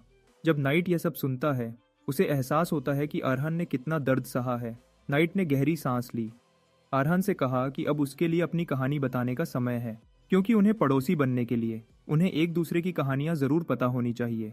नाइट ने फिर अरहान से कहा कि वह अपनी चौकसी कम करे और अपनी तलवार नीचे रखे, ताकि वह अपनी तलवार अंदर रख सके अपनी कहानी बताने से पहले। दूसरी तरफ लियम ने अरहान को याद दिलाया कि माना ऑफ स्टील बनाने का सिर्फ एक ही रास्ता है, और यह है कि वह खुद को मौत के करीब धकेलता रहे, अपने शरीर को मजबूर करे अपना खुद का मोनोहार्ट बनाने के लिए। लियम ने फिर अरहान से पूछा कि क्या वह इस पूरी हालत के बारे में उत्साहित महसूस कर रहा है, और जब अरहान ने आखिरकार नाइट के प्रस्ताव का जवाब दिया, उसने उसे कहा कि वह अपनी तलवार नीचे नहीं कर सकता। अरहान ने नाइट से कहा कि उसे अभी उस पर पूरा भरोसा नहीं है और उसे तलवार कुछ हद तक बचाव के लिए चाहिए। नाइट यह सुनकर हैरान रह गया और उसने अरहान को याद दिलाया कि अगर वह सच में चाहता तो उसे खत्म कर देता। नाइट ने अरहान से कहा कि वह अपनी तलवार पहले अंदर नहीं रख सकता क्योंकि यह एक नाइट की इज्जत के खिलाफ है, इसलिए उसे अपनी इज्जत बचानी है। अरहान ने उसे भरोसा दिलाया कि वह समझता है कि वह क्या कह रहा है, लेकिन उसे बताया कि वह पीछे नहीं हट सकता। अरहान ने कसम खाई थी कि वह कभी डर के आगे नहीं झुकेगा और बिना लड़ने की कोशिश किए कभी हार नहीं मानेगा। नाइट अरहान से यह बातें सुनकर हैरान रह गया, जो इतना कमजोर लगता है कि उसे एक लड़की भी समझा जा सकता है, लेकिन वह निशान देख सकता है कि अरहान ने कठोर अभ्यास किया है और जबकि उसका शरीर छोटा है, उसका संतुलन बेहतरीन है। हालांकि अरहान ने तलवार सही से नहीं सीखी है, नाइट को एहसास होता है कि वह एक अलग तरीका इस्तेमाल कर रहा है, अपनी पूरी ताकत पहले वार में डालने का। नाइट ने सब कुछ जांचा और एहसास किया कि अरहान बस एक लड़का है जो उसे बिल्कुल भी खतरा नहीं देता। तभी नाइट ने देखा कि अरहान की नज़र उस पर ठंडी है और जिस तरह से चीज़ें हुई हैं, नाइट जानता है कि एक आम जवाब काम नहीं करेगा। नाइट ने गहरी सांस ली। सांस लेने के बाद अरहान की तरफ कूदा। उसका मकसद उसकी कलाई पर वार करके उसे निशस्त्र करना था, ताकि वह उसे चोट पहुंचाने से बच सके। जैसे ही वह अरहान पर वार करने वाला था, अरहान पूरी तरह से ध्यान में आ गया और अगले पल नाइट ने देखा कि उसकी तलवार टकराकर वापस आ गई है। नाइट यह देखकर हैरान रह गया, क्योंकि अरहान अभी शुरुआती भी नहीं था। अरहान हमले को रोकने के बाद पीछे कूदा और नाइट ने उसमें कुछ अजीब देखा। उसे एहसास हुआ कि आसपास की माना बिना किसी ताल के हिल रही है, जैसे लहरें। पता चला कि उस एक पल में जब वह उस पर हमला करने वाला था, अरहान ने अलग तरह का माना हार्ट बना लिया था। मोनो हार्ट के साथ भी नाइट जानता है कि उसके लिए उसकी तलवार को रोकना नामुमकिन था, लेकिन उसने किसी तरह यह कर दिखाया। वह सोचता है कि क्या यह उस माना हार्ट की वजह से है जो उसके पास है। नाइट जानता है कि आम माना हार्ट्स नरम और लचीले होते हैं, लेकिन अरहान की छाती में जो माना हार्ट है वह मजबूत और पक्का है, बिल्कुल लोहे जैसा। इस समय नाइट देख सकता है कि अरहान में जिंदगी का सबसे बड़ा वार है। दूसरी तरफ अरहान जानता है कि तलवार के हमले को रोकना उसका हुनर नहीं था, बल्कि सिर्फ किस्मत की बात थी। अरहान बाद में समझ गया कि शुरू से ही नाइट का उसे चोट पहुंचाने का कोई इरादा नहीं था, क्योंकि उसने कलाई पर निशाना लगाया था जरूरी अंगों से बचने के लिए। इसके अलावा तलवार में जो ताकत थी वह बस थोड़ी सी थी। यही असल में वजह थी कि उसके लिए रास्ते का अंदाजा लगाना आसान था, ताकि वह सुई की नोक को उस खाली जगह में घुसा सके जिसने वार को रोका था। हालांकि यह एक चमत्कार था, उसने इसकी कीमत चुकाई, क्योंकि उसकी शॉकवेव उसे ऐसे लगी जैसे एक गाड़ी उसे कुचल रही हो। उसे बहुत तेज दर्द हुआ, जैसे उसकी सारी हड्डियां कुचल रही हों। इसके साथ अरहान ने पक्का किया कि ताकत का अंतर कोई मजाक नहीं है। लेकिन अरहान खुश है कि जिस चीज़ की उसने इतनी इच्छा की थी, यानी माना हार्ट, वह दिखाई दिया है। फिर भी वह अभी शुरुआती है, इसलिए उसका वार 9वें तक नहीं पहुंच पाएगा। जब बात यहाँ तक आ गई है, अरहान समझता है कि बाहर निकलने का सिर्फ एक ही रास्ता है, और यह है मैरी की यादों को सीढ़ी बनाकर अपना खुद का माना पाथ बनाना। पहले मैरी आंसुओं में टूट गई थी जब वह न टूटने वाली दीवार से टकराई थी। उसने एक ऐसी हद का सामना किया जिसे सीधे पार नहीं किया जा सकता था, और उसका शरीर डर से कांप उठा। उस पल सबसे पहले उसके मन में हेगल की आवाज़ आई। उसे याद है हेगल ने कहा था कि ज़्यादातर तलवारबाज एक दीवार को हद मानते हैं जिसे वह पार नहीं कर सकते जब वह उसका सामना करते हैं, लेकिन यह बस उनके लिए एक बहाना है जिन्होंने रुकने का फैसला किया, क्योंकि उनमें दीवार तोड़ने की हिम्मत नहीं थी। हेगल ने कहा कि दीवारें असल में पार करने के लिए होती हैं, क्योंकि वह ऊपर चढ़ने के लिए बस एक सीढ़ी है। हेगल ने उससे कहा था कि कभी पीछे न हटे, बल्कि सीधा खड़ी हो और उसका सामना करे। अपने डरों का सामना करने के बाद मैरी फिर से वॉकर का सामना करने लौट आई, इस बात के अलावा कि उसे बहुत बुरी तरह चोट लगेगी। लेकिन अगर वह हार नहीं मानती और बस दीवार से टकराती है, उसकी तलवार जरूर इस दीवार को पार कर जाएगी। हेगल की सलाह मानते हुए कई दर्दनाक परिस्थितियों में वह इस दीवार को पार कर पाई। असल में यह सब खुद पर भरोसा करने के बारे में है। दीवार एक ऐसी चीज है जिसका सामना हर वह आदमी करेगा जो तलवार चलाता है, डर से शुरू होकर जो धीरे धीरे अंदर तक घुसता है, उस निराशा तक जो लगता है कि लड़ने वाले को कुचल देगी। बस एक कदम बढ़ाना भी एक भारी बोझ जैसा लगेगा और पीछे हटने का लालच होगा। लेकिन इस मुश्किल और कठिन समय में अरहान अपनी जगह पर डटा रहा और उस ऊंची दीवार से टकराया। अरहान जानता है कि वह खतरे में है, लेकिन यही वजह है कि उसे जीवन या मृत्यु की परीक्षा चाहिए। अरहान आगे बढ़ने के लिए तैयार है, भले ही उसके पास थोड़ी सी भी उम्मीद हो। अरहान गहरी सांस लेता है जब वह सामने वाले योद्धा को समझने की कोशिश करता है। वह जानना चाहता है कि वह कौन सी मांसपेशियों में ताकत लगा रहा है, वह कैसे सांस लेता है और वह कौन सी दिशा में जाना चाहता है।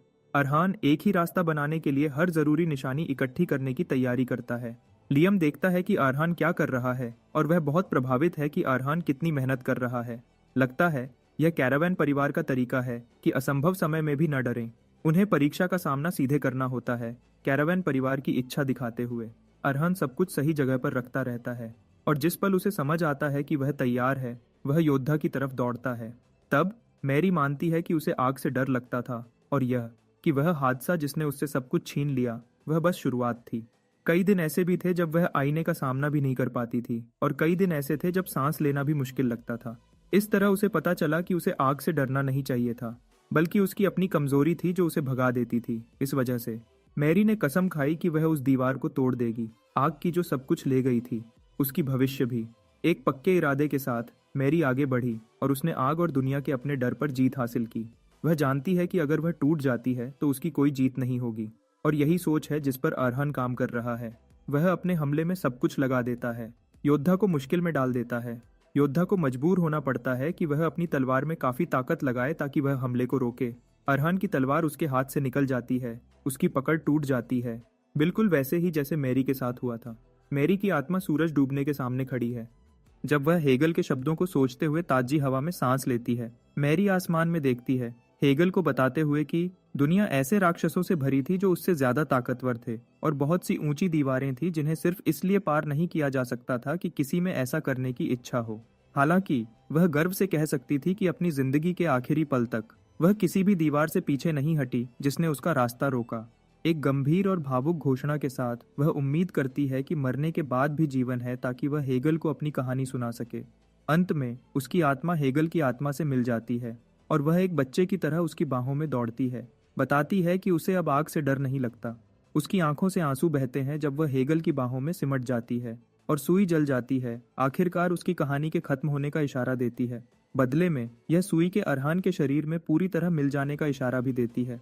थोड़ी देर बाद अरहान जागता है और उसे एहसास होता है कि वह असल में बेहोश हो गया था। वह देखता है कि एक चोगा है जो उसे ढकने के लिए इस्तेमाल किया गया है, जो साफ तौर पर योद्धा का है। यही वह पल है जब उसे पूरी तरह समझ आता है कि वह अपना लक्ष्य हासिल नहीं कर पाया था। लियम जल्दी से आता है, उसे कहता है कि दिल छोटा न करे, क्योंकि उसने एक लड़ाई लड़ी जिसने परिवार के नाम पर कोई शर्म नहीं लाई। असल में उसने उस दर्दनाक हार के साथ कुछ हासिल भी किया, जो कि सुई का पूरी तरह मिल जाना है। अरहान बूढ़े आदमी की बात समझ जाता है क्योंकि वह अब महसूस कर सकता है कि उसकी मांसपेशियां पहले से ज्यादा लचीली हो गई हैं और उसकी इंद्रियां एक जंगली जानवर की तरह तेज हो गई हैं। मूल रूप से वह एक अनुभवी किराएदार योद्धा की तरह चट्टान पर चढ़ गया है जिसने पूरी जिंदगी मौत के किनारे पर गुजारी है। अरहान आखिरकार समझ जाता है कि उसके गुरु ने तलवार क्यों चुनी, और यह इसलिए था क्योंकि वह उसे सिर्फ ताकत और तकनीक ही नहीं दिखाना चाहते थे, बल्कि मैरी का पूरा जीवन। लियम अरहान को वह मजबूत इच्छा शक्ति दिखाना चाहता था जो कभी हार नहीं मानती, एक बड़ी परीक्षा के सामने भी। अरहान मुस्कुराता है क्योंकि लियम उसे शुरू से ही यह बता सकता था। तभी योद्धा दूर से दिखाई देता है, अपनी राहत जाहिर करता है कि अरहान जाग गया है। वह बताता है कि वह बस पीने का पानी लेने गया था, लेकिन जैसे ही अरहान उसे देखता है, वह तुरंत बचाव की मुद्रा में आ जाता है। वह अपनी तलवार पकड़ता है और हमला करने की मुद्रा में आ जाता है, लेकिन योद्धा समझ जाता है कि अरहान इतना बचाव में क्यों है। योद्धा उसे बताता है कि उन्हें उनके बीच की गलतफहमी को दूर करना होगा, और लियम भी अरहान को बताता है कि उसे इतना सावधान रहने की जरूरत नहीं है क्योंकि योद्धा का उसे मारने का कोई इरादा नहीं है। हालांकि शक करना आम बात है और लियम यह समझता है।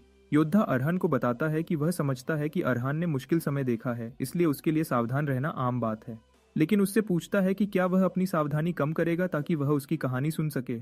योद्धा अपनी कमीज उतारने लगता है अरहान को दिखाने के लिए कि वह इस इलाके में क्यों आया है और वह अरहान के लिए खतरा क्यों नहीं हो सकता। अपनी कमीज उतारने के बाद वह अपना परिचय पटेल के रूप में देता है, जो एक सेवानिवृत्त योद्धा और एक भटकता हुआ आदमी है जिसके पास जाने के लिए कोई जगह नहीं है। पता चलता है कि वह एक जानलेवा बीमारी से पीड़ित है और मौत उसके दरवाजे पर खड़ी है। वह बताता है कि उन बड़े पुजारियों ने जिन्होंने पूरी जिंदगी दवाइयों का अभ्यास किया है, उसे यकीन दिलाया है कि उसके पास ज्यादा से ज्यादा 1 महीना बचा है। मूल रूप से पटेल बस एक बीमार आदमी है जो मरने का इंतजार कर रहा है। जब यह राज खुल जाता है, पटेल अरहान से पूछता है कि क्या वह आखिरकार उसकी कहानी सुनेगा। दोनों फिर बैठकर बात करने लगे, लेकिन पटेल की अच्छी तलवारबाजी के विपरीत वह बातों में अच्छा नहीं था और उसे अपने शब्दों को ठीक से कहने में मुश्किल हो रही थी। हालांकि उसकी भावनाएं सच्ची थी, और अरहान ने उसके बारे में जो महसूस किया वह यह है कि वह एक योद्धा है जिसने उस संगठन को छोड़ दिया जिसके प्रति उसने वफादारी की कसम खाई थी, एक जानलेवा बीमारी का पता चलने के बाद, ताकि वह मरने के लिए एक जगह ढूंढ सके। पटेल बताता है कि उसने संगठन छोड़ दिया क्योंकि वह बोझ नहीं बनना चाहता था। जैसे जैसे उसकी जिंदगी धीरे धीरे खत्म हो रही थी, वह बताता है कि वह अपने आखिरी पल शांति से अपने तरीके से बिताना चाहता है। उसकी सारी बातें सुनने के बाद लियम अरहन को बताता है कि उसे पटेल की बातों में कोई झूठ नहीं लगता, क्योंकि जब वह बोल रहा है उसकी बीमारी उसके दिल को खा रही है। वह बताता है कि जिस पल बीमारी उसके मन दिल पर हावी होकर उसके दिल तक पहुंचेगी, वह आखिरकार मर जाएगा। पटेल फिर अरहान से पूछता है कि वह उसके पड़ोसी बनने के बारे में क्या सोचता है। अरहान जवाब देने में 1 मिनट लेता है और वह पटेल को बताता है कि उसे यकीन है कि उसके लिए अपनी कहानी बताना मुश्किल रहा होगा और इसके लिए वह उसका शुक्रगुजार है कि उसने ऐसा किया। अरहान अपना परिचय देता है और बताता है कि सब कुछ खो देने के बाद वह इस जमीन का आखिरी वंशज है। अरहान उससे हाथ मिलाता है उसका स्वागत करने के लिए और पटेल मेहमान नवाजी को स्वीकार करता है, अरहान को इस सम्मान के लिए धन्यवाद देते हुए। चूंकि अरहान को आखिरकार अपना मन दिल मिल गया है, उसे लगता है कि अब अगले कदम उठाने का समय आ गया है और लियम उसे बताता है कि एक जगह है जहां उसे जाना है। कुछ दिन बाद अरहान इलाके से दूर यात्रा करता है। रथ में बैठा हुआ वह लियम को बताता है कि वह असल में उम्मीद कर रहा था कि लियम उसे सीधे तलवारबाजी सिखाएगा, क्योंकि अब उसके पास अपना मन दिल है। हालांकि लियम को उसे कहीं भी घसीट कर ले जाना पड़ा और यह पटेल की वजह से ही था कि वह इलाका छोड़ पाया, क्योंकि वह किसी भी बुलाए हुए मेहमान का ध्यान रखेगा। अरहान फिर लियम से पूछता है कि क्या कोई वजह है उसके इतनी दूर आने की, और लियम अरहान को बताता है कि उसे अपनी आम आदमी की सोच से बाहर निकलने की बहुत ज़रूरत है।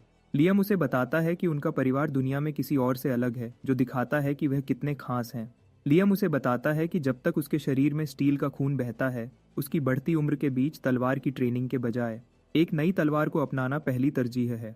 लियम बताता है कि जिस जगह वह जा रहे हैं वह ढूंढने के लिए सबसे अच्छी जगह है, क्योंकि वह जगह हैसियत या जन्म से बंधी नहीं है। यह एक जगह है जहां सिर्फ वह लोग इकट्ठे होते हैं जिन्हें लड़ने की भूख है, और यह जीवन और मृत्यु के युद्धों का मंच है। यह जगह और कोई नहीं बल्कि अरीना है, जहां एड्रेनालिन और खून भरा हुआ है। वह जल्दी ही फर्मा स्टील शहर पहुंचते हैं, जो 7 राज्यों में से एक शहर है जहां धातु का काम बहुत आगे है।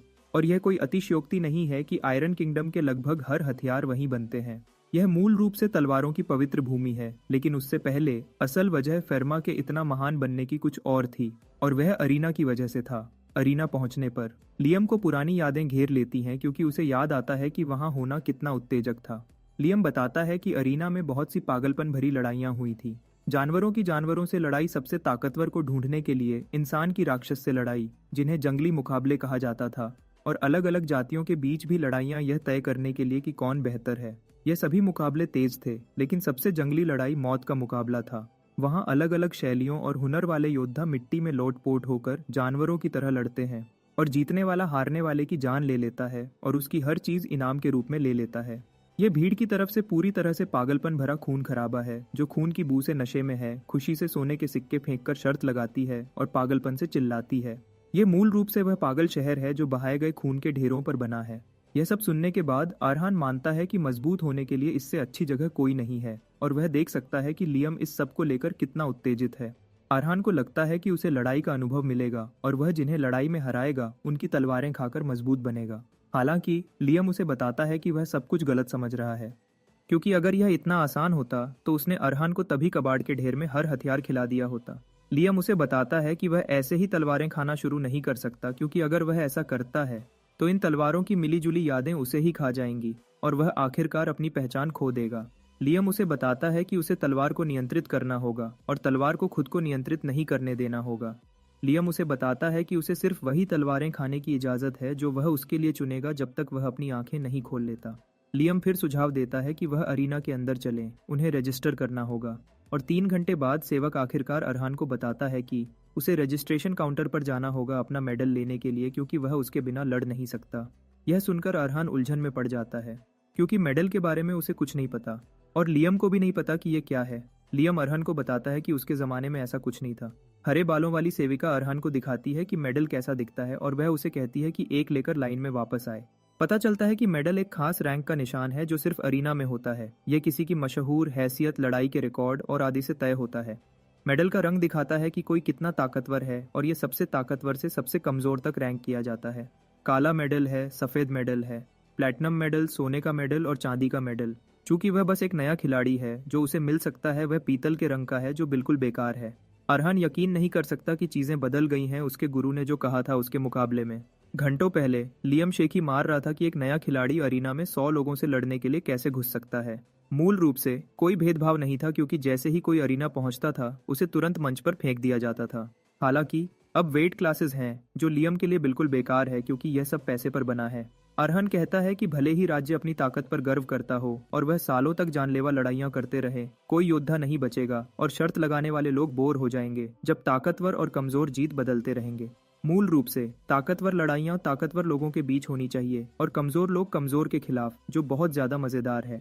अरहान लियम को बताता है कि जमाना बदल गया है और इस वजह से अरीना एक मशहूर जगह बन गया जिसे देखने के लिए लोग दूर दूर से आते हैं। मूल रूप से यही वजह है कि फेरमा इतना बड़ा हो गया और यह कम या ज्यादा एक समझदारी भरा बदलाव है।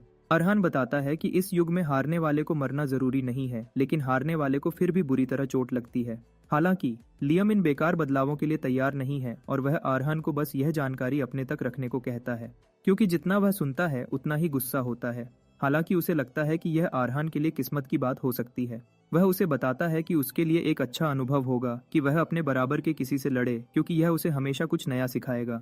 हालांकि तब तक लियम सुझाव देता है कि वह हथियार की दुकानों में देखें, क्योंकि वहां की गुणवत्ता कैरावैन के पास की छोटी दुकानों से बहुत बेहतर होगी, क्योंकि अरहान की तलवार बहुत जल्दी टूट जाती है। लियम सोचता है कि कुछ और तलवारें बैकअप के लिए लेना बुरा ख्याल नहीं है। अचानक वे एक ट्रॉफी वॉल के पास से गुजरते हैं जो मेटल्स की जगह हथियार रखती है। अरहान और लियम यह देखकर पूरी तरह हैरान रह जाते हैं। अरहान उसकी तारीफ करने में लगा हुआ है जब एक आदमी टॉम वहां आता है।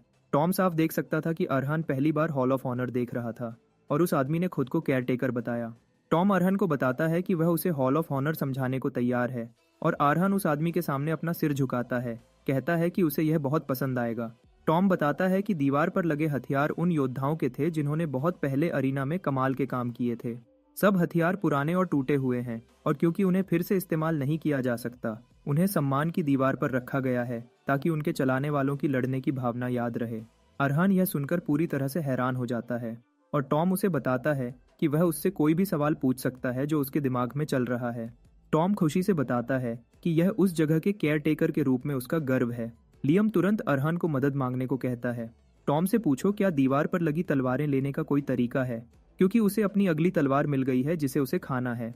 टॉम उसे बताता है कि हाँ, ऐसा तरीका है और ये उन योद्धाओं के लिए है जो खुद को साबित करते हैं। ये योद्धा एक हथियार लेने का हक जीतते हैं जो उनके मेटल से मिलता है, तो हर बार जब उनका मेटल रैंक एक लेवल ऊपर जाता है उन्हें एक और हथियार मिलता है। टॉम उसे बताता है कि जिस हथियार को वह इतनी ध्यान से देख रहा है वह उसका हो सकता है जब वह सिल्वर रैंक पर पहुंच जाए। इसके बाद अरहान अरीना की तरफ जाता है और जब वे अरीना के एंट्रेंस के कॉरिडोर से गुजरते हैं, लियम अरहान को बताता है कि वह हॉल असल में एक खजाने का कमरा है। लियम कहता है दूसरों को यह पुराना बेकार कबाड़ लग सकता है, लेकिन अरहान के लिए यह तलवारें असली सोना है। लियम खुश है क्योंकि अरहान के पास अब अरीना में आने के बहुत से कारण हैं, चाहे वह सिर्फ ट्रेनिंग के लिए ही क्यों न हो, क्योंकि उसे रैंक बढ़ाकर कुछ अच्छी तलवारें लेनी है। लियम कहता है कि वह तो बस सब तलवारें चुरा लेना चाहता था, लेकिन यह लगभग नामुमकिन है क्योंकि टॉम कोई मामूली आदमी नहीं है। अरहान ये नहीं समझता क्योंकि टॉम एक अच्छे बूढ़े आदमी जैसा लगता है और लियम समझता है कि अरहान वह क्यों नहीं देख पाया जो उसने देखा, क्योंकि उनके बीच एक बहुत बड़ा फर्क है जो वह महसूस नहीं कर पाया। लियम बताता है कि टॉम अपनी माना को आर्मर में बदल सकता है और पूरी सुरक्षा बना सकता है, भले ही वह आधा बना हो। असल में वह अच्छा दिखने वाला टॉम एक सोर्ड एक्सपर्ट है। अरहान यह सुनकर हैरान हो जाता है क्योंकि sword expert rank sword master rank से ठीक पहले आता है। अरहान लियम से पूछता है कि टॉम जैसा मजबूत आदमी केयरटेकर क्यों बनना चाहेगा। लियम उसे कहता है हैरान मत हो, क्योंकि लगभग हर कोई जो उस लेवल तक पहुंचता है उसके साथ कुछ अजीब होता है। लियम कहता है कि वे बाद में हॉल लूटेंगे और अरहान सोचता है कि वह अब भी वॉल ऑफ ऑनर लूटने का इरादा रखता है, भले ही वह खतरा जानता हो। असल में अरहान को नहीं पता कि उसने इसके लिए कब हाँ की थी। लियम फिर कहता है कि अरीना में बहुत कुछ बदल गया होगा, लेकिन कुछ चीजें कभी नहीं बदलती, जैसे अपना चेहरा छुपाना ताकि वे अपना रैंक, शोहरत और नाम बाहर छोड़कर एक आम योद्धा की तरह चैलेंज कर सकें। यह अरीना की पुरानी परंपराएं हैं। अरहान कहता है यह एक अच्छी परंपरा है क्योंकि जब सिर्फ योद्धा ही योद्धा से लड़ता है और कोई बैकग्राउंड नहीं होता तो वह भी बिना रुके लड़ने के लिए आजाद है। जैसे ही वह अरीना में घुसने वाला होता है, रेफरी उसे रोकता है। उसे बताता है कि उसे अरीना में घुसने से पहले एक निकनेम देना होगा। अरहान यह सुनकर उलझन में पड़ जाता है और लियम बताता है कि अरीना में कोई भी अपना असली नाम इस्तेमाल नहीं करता, क्योंकि बाहर के टाइटल्स और स्टेटस तब बीच में आएंगे जब कोई योद्धा के रूप में खड़ा हो। आदमी अरहान से कहता है कि वह उसे सबसे गर्व वाला नाम बताए जो वह अपनी योद्धा जिंदगी में रखेगा, और अरहान 1 मिनट के लिए सोचता है उस नाम को चुनने से पहले जो वह चाहता है, जो कि लियम है। आदमी यह सुनकर हैरान हो जाता है क्योंकि उसने यह नाम पहले कभी नहीं सुना था और वह अरहान से पूछता है कि क्या यह किसी रात की कहानी का कोई मेन कैरेक्टर है। फिर भी वह बस यह उम्मीद कर सकता है कि उसकी पहली लड़ाई में जीत उसके साथ हो। क्योंकि ब्रॉन्ज अरीना में सबसे कमजोर है। ब्रॉन्ज योद्धाओं के बीच की लड़ाइयां सिर्फ छोटे जुआरियों को पसंद आती हैं।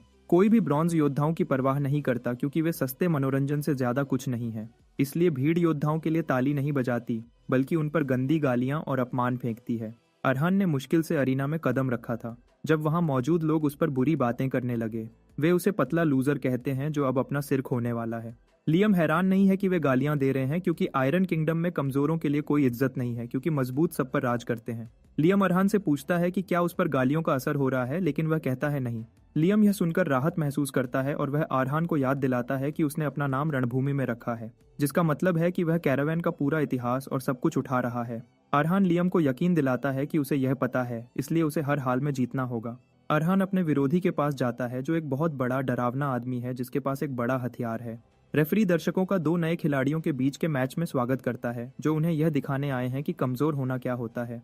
रेफरी अरहान को भीड़ से लियम के रूप में मिलवाता है, यह बताते हुए कि वह पूरा नया है। दूसरी तरफ उसका विरोधी तमीर एक योद्धा है जिसने अपने पहले मैच से ही सभी योद्धाओं को मारा है जिनका उसने सामना किया है। रेफरी आगे कहता है कि यह लड़ाई देवी लेप्रे को समर्पित है। रेफरी ने अभी अपनी इंट्रोडक्शंस खत्म भी नहीं की थी जब तमीर हमारे उसे बताने लगा कि उसका निकनेम बेकार है, जो भूलने वाला और कमजोर लगता है। तमीर घमंड करता है कि उसे अरहान पर अपना हथियार इस्तेमाल नहीं करना पड़ेगा क्योंकि यह सिर्फ समय की बर्बादी होगी। तमीर फिर अरहान को एक ऑफर देता है। उसे कहता है कि वह अपना बेकार मास्क उतार दे जो उसने पहना है और अपनी तलवार भी गिरा दे ताकि वह ताली बजाने पर नाच सके। तमीर अरहान को कहता है कि एक बार जब वह ऐसा करेगा तो वह शायद उसकी पतली गर्दन को उसके शरीर से लगा रहने देगा।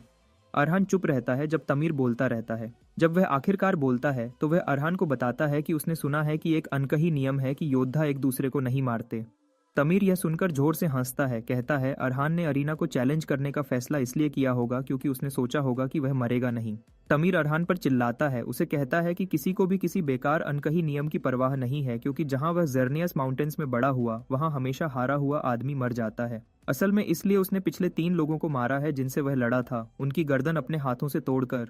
तमीर कहता है अरहान ने शायद पूछा होगा कि वह इतना आगे क्यों जा रहा है, और तमीर पागलपन से बताता है कि यह सबसे अच्छा मजा है।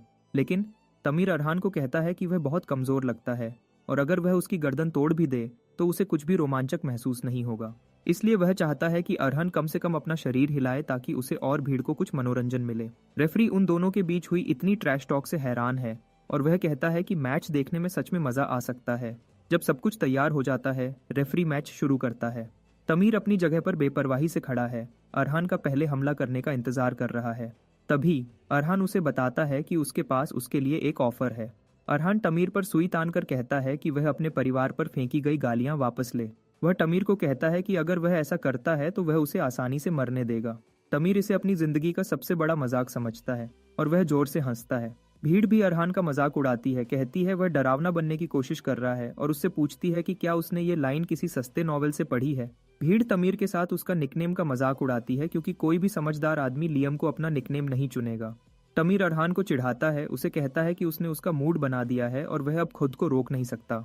तमीर उत्तेजना के कारण लार टपकाने लगता है जो वह पहले ही अपने दिमाग में सोच रहा है, लेकिन अचानक अरहान उसके नीचे आता है, सुई उसके हाथ में घुसा देता है, कुछ उंगलियां निकालते हुए और उसे उस ऑफर की याद दिलाते हुए जो उसने उसे दिया था। तमीर हैरानी से देखता है जब अरहान उसे माफी मांगने को कहता है अगर वह जल्दी और बिना दर्द के मरना चाहता है। अरहान पीछे की तरफ उछलता है ताकि उनके बीच कुछ दूरी बन जाए। अपना रुख पक्का करने के बाद तामिर गुस्से में अपना बड़ा हथियार जमीन पर पटकता है, अरहान को और पीछे कूदने पर मजबूर करता है ताकि हमले में न फंसे।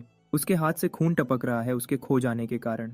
तमीर दर्द और गुस्से में चिल्लाता है, उसकी आवाज इतनी तेज है कि उसने अरीना में सबका ध्यान खींच लिया। तमीर समझने की कोशिश करता है कि अभी क्या हुआ, क्योंकि कुछ देर पहले अरहान पागलों की तरह कांप रहा था, एक लंगड़े कमजोर बच्चे जैसा लग रहा था। इससे वह सोचने लगता है कि अरहान उस तक इतनी जल्दी कैसे पहुंच पाया। अचानक तमीर को समझ आता है कि अरहान कमजोर होने का नाटक कर रहा होगा ताकि वह अपनी सुरक्षा कम कर सके। अरहान जानता है कि वह क्या सोच रहा है और वह पूछता है कि क्या वह उसे इसके लिए कायर कहेगा, उसे याद दिलाते हुए कि उसने ही कहा था कि अरीना बच्चों के खेलने की जगह नहीं है। तमीर दर्द और गुस्से में कराहता है जब वह अरहान को गंदा आदमी कहता है। वह गुस्से में अरहान की तरफ उछलता है, उसे टुकड़े टुकड़े करने की धमकी देता है। तमीर पागलपन से अपनी तलवार अरहान पर चलाता है, लेकिन वह अपने लचीले शरीर से हमलों को आसानी से बचा लेता है। तमीर चिंतित होने लगता है क्योंकि अरहान उस पर फेंकी गई हर चीज को एक कागज की चौड़ाई से आसानी से बचा रहा है। डर उसके शरीर में घुसने लगता है जब वह सोचता है कि वह किस तरह के आदमी से टकराया है। ऐसा लगता है जैसे एक बड़ा सांप उसे एक बंद जगह में दबोच रहा है। इससे पहले कि तमीर कुछ समझ पाता, अरहान उसके निचले हिस्से पर हमला करता है और अपनी तलवार उसकी टांग में घुसा देता है। तमीर तुरंत उसकी गंभीरता महसूस नहीं करता और वह अरहान पर बहुत जोर से हमला करता है, लेकिन अरहान पहले की तरह हमले से बच जाता है। अरहान एक आदमी की तरह पीछे उछलता है, ठंडी नजर रखते हुए। तभी तमीर को सब कुछ एक साथ महसूस होने लगता है। उसकी तलवार उसके हाथ से गिर जाती है और वह दर्द से जमीन पर गिर जाता है क्योंकि उसकी टांग पर उसका कंट्रोल चला जाता है। जब वह आदमी दर्द से तड़प रहा होता है, अरहान उसके पास जाता है। उसे कहता है कि वह अपना बेकार हेलमेट उतार दे और उसकी ताली पर नाचे जैसा उसने उसे बताया था। अरहान पूरी तरह डरावना लगता है जब वह तमीर के बिल्कुल वही शब्द उसे दोहराता है। यह समझकर कि वह अपनी जान खोने वाला है, तमीर के पास अरहान का ऑफर मानने के अलावा कोई और रास्ता नहीं है। लेकिन वह चालाकी करने की कोशिश करता है क्योंकि अरहान उसके करीब आ गया है। वह अपनी तलवार को अपने बाएं हाथ से पकड़ने की कोशिश करता है, लेकिन अरहान सुई उसके बाएं हाथ में घुसा देता है, हाथ को पूरी तरह से कुचल देता है, सिर्फ कराहने और दर्द में। और अरहान उसे कहता है कि वह अपने अगले फैसले के बारे में अच्छे से सोचे क्योंकि यह उसका आखिरी हो सकता है। तुरंत तमीर समझ जाता है कि अगर वह सावधान नहीं रहा तो अरहान उसे सच में मार देगा। वह हार मान लेता है और अरहान से माफी मांगने लगता है। उसे कहता है कि उसे उसका नाम अपमानित करने के लिए अफसोस है। तमीर अरहान से भीख मांगता है, उसे जीने देने को कहता है और इसके साथ ही तमीर हार मान लेता है। शुरू में बोरिंग लगने वाला अरीना तुरंत जोश में आ जाता है जब सब लोग उस मनोरंजक मैच का जश्न मनाने लगते हैं जो उन्होंने अभी देखा था। अरीना में सब लोग एक बात पर सहमत हैं और यह है कि अरहान काफी मजबूत है क्योंकि वह सबसे अच्छा ब्रॉन्ज योद्धा है जो उन्होंने हाल ही में देखा है। जिन्होंने अरहान पर शर्त लगाई थी वे सबसे ज्यादा खुश हैं क्योंकि अब उनके पास बहुत पैसा है। वे अरहान की तारीफ करने लगते हैं जब वे उसके नाम में एक प्रीफिक्स जोड़ते हैं, उसे लिटिल ग्लैडिएटर लियम कहते हैं। पूरा अरीना जोश में आ जाता है जब लोग हमारे अरहान का स्वागत करते हैं। पता चलता है कि टॉम ने भी मैच देखा था और वह कॉलुश है कि अरहान के मामूली आदमी न होने के बारे में उसके शक सही थे।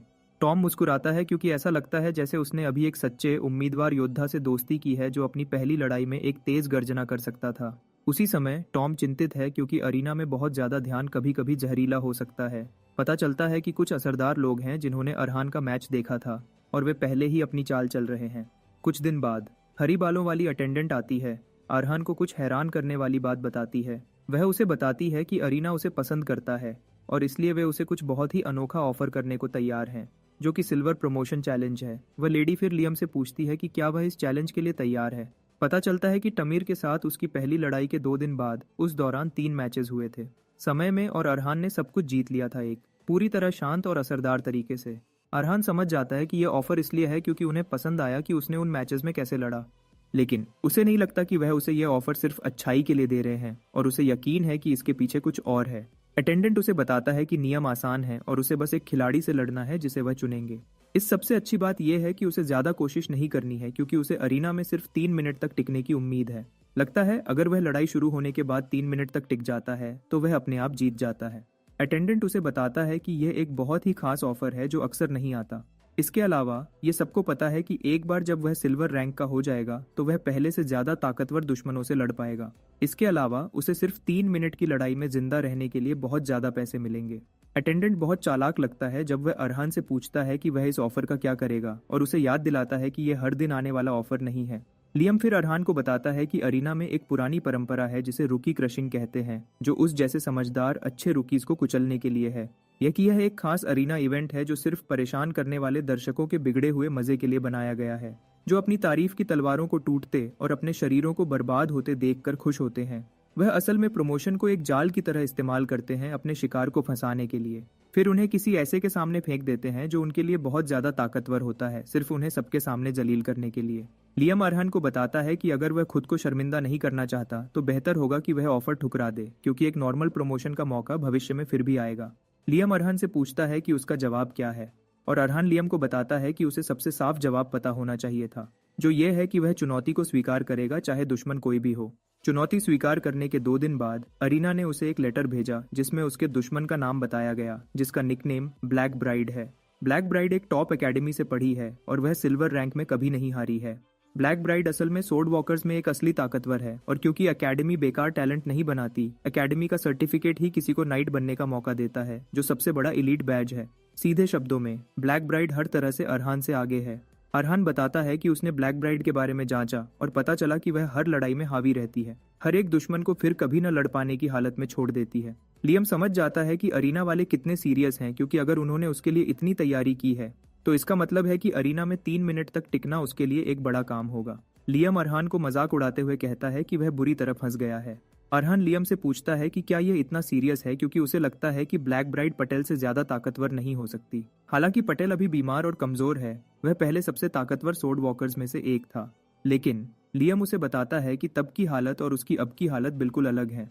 वह अरहान को बताता है कि पटेल ने उनके मैच के दौरान उसके सम्मान में खुद को रोका था, लेकिन यह बिल्कुल साफ है कि उसे ब्लैक ब्राइड से ऐसी सुविधा नहीं मिलेगी। बस यह सुनकर अरहान सोच सकता है कि उसका सिर उसकी गर्दन से अलग हो रहा है और वह लियम को चीजें और खराब करने के लिए धन्यवाद देता है, लेकिन उसे पता है कि लियम तलवार से जुड़ी किसी भी बात पर कभी झूठ नहीं बोलता। उसी समय अरहान सोचता है कि उसके पास एक मौका है, क्योंकि उसके पास उसका माना हार्ट और मैरी की यादें हैं। क्योंकि उसे सिर्फ 3 मिनट तक जिंदा रहना है, अरहान सोचता है कि वह यह कर सकता है। अचानक एक हुडी पहने हुए आदमी उसे रोकता है और उसे उसके अरीना के नाम से बुलाता है। चीप शख्स अपनी केप उतारता है और पता चलता है कि वह एक औरत है। अरहान उस औरत से आने वाली जबरदस्त शक्ति को महसूस कर सकता है और डर उसे वहीं पकड़ लेता है जहां वह है। वह उस औरत और उसकी तलवार को और करीब से देखता है और तभी उसे तुरंत पता चलता है कि ब्लैक ब्राइड एक औरत है। अरहान चुप रहता है जब ब्लैक ब्राइड उसकी तरफ चलती है और वह इस बात से इनकार करने की कोशिश करता है कि वह लियम है। ब्लैक ब्राइड आह भरती है उससे यह कहने से पहले कि वह चीजों को बहुत ज्यादा परेशान करने वाला बना रहा है। वह अपना हथियार पकड़ती है, अपनी तलवार निकालने के लिए तैयार। अरहान भी सुई पकड़ता है जब वह पलटवार के लिए तैयार होता है, लेकिन इससे पहले कि उसे पता चले क्या हो रहा है, ब्लैक ब्राइड उस तक पहुंच चुकी है। वह अपनी तलवार उसकी गर्दन पर रखती है, इससे पहले कि वह किसी भी चीज पर रिएक्ट कर पाए, उसे यह दिखाने के लिए कि वह उसे उसी पल मार सकती है। ब्लैक ब्राइड फिर अरहान से कहती है कि उसका समय बर्बाद करना बंद करे, क्योंकि उसे पता है कि वह वही है जिसे वह लियम कहते हैं, उसके आसपास की साफ चीजों की वजह से। लेकिन ब्लैक ब्राइड अरहान को बताती है कि उसे डरने की कोई वजह नहीं है, क्योंकि वह सिर्फ उसे एक ऑफर देने आई थी। अरहान उससे पूछता है कि वह किस ऑफर की बात कर रही है और वह उसे बताती है कि वह चाहती है कि वह मैच छोड़ दे, क्योंकि इसके साथ आगे बढ़ना उसकी बेवकूफ़ी होगी। ब्लैक ब्राइड अरहान को बताती है कि वह देख सकती है कि उसका भविष्य उज्जवल है और वह उसे बचाना चाहेगी। अरहान उससे पूछता है कि क्या होगा अगर वह जिद करे कि वह लड़ना चाहता है, और ब्लैक ब्राइड उसे पूरी ठंडक से बताती है कि उसे इसकी कीमत चुकानी पड़ेगी। उसी रात बाद में एक परेशान अरहान टॉम से मिलने वॉल ऑफ ऑनर की तरफ जाता है। टॉम उसे रात में इतनी देर से देखकर हैरान होता है और उससे पूछता है कि वह वहाँ क्यों है। अरहान इतनी देर से आने के लिए माफ़ी मांगता है, क्योंकि उसे पता है कि बिना बताए आना गलत है, लेकिन उसकी एक बेशर्म गुजारिश है। एक गंभीर और दृढ़ चेहरे के साथ अरहान टॉम से पूछता है कि क्या कोई तरीका है जिससे वह वॉल ऑफ ऑनर से तलवार उधार ले सके। ब्लैक ब्राइड के जाने के बाद लियम उसे साफ तारीफ के साथ जाते हुए देखता है, यह कहते हुए कि उसका टैलेंट इस युग में पूरी तरह बर्बाद हो रहा है।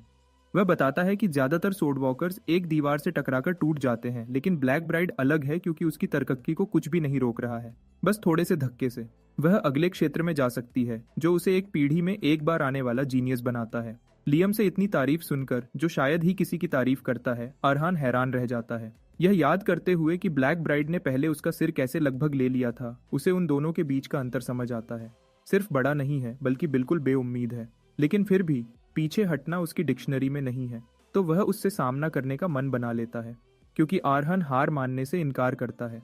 लियम समय बर्बाद नहीं करता और उसे दूसरी तलवार ढूंढने के लिए कहता है। उसी रात अरहान हॉल ऑफ ऑनर में टॉम से मिलता है और तलवार उधार मांगता है। टॉम हिचकिचाता है, यह पूछने से पहले कि क्या यह ब्लैक ब्राइड के खिलाफ उसके ड्यूअल से जुड़ा है। अरहान हैरान है कि टॉम ने इसके बारे में पहले ही सुन लिया है, और टॉम उसे बताता है कि लड़ाई की खबर जंगल की आग की तरह फैल चुकी है, क्योंकि यह दो सबसे अच्छे ग्लैडिएटर्स के बीच की लड़ाई है। लेकिन टॉम साफ देख सकता है कि पर्दे के पीछे क्या हो रहा है।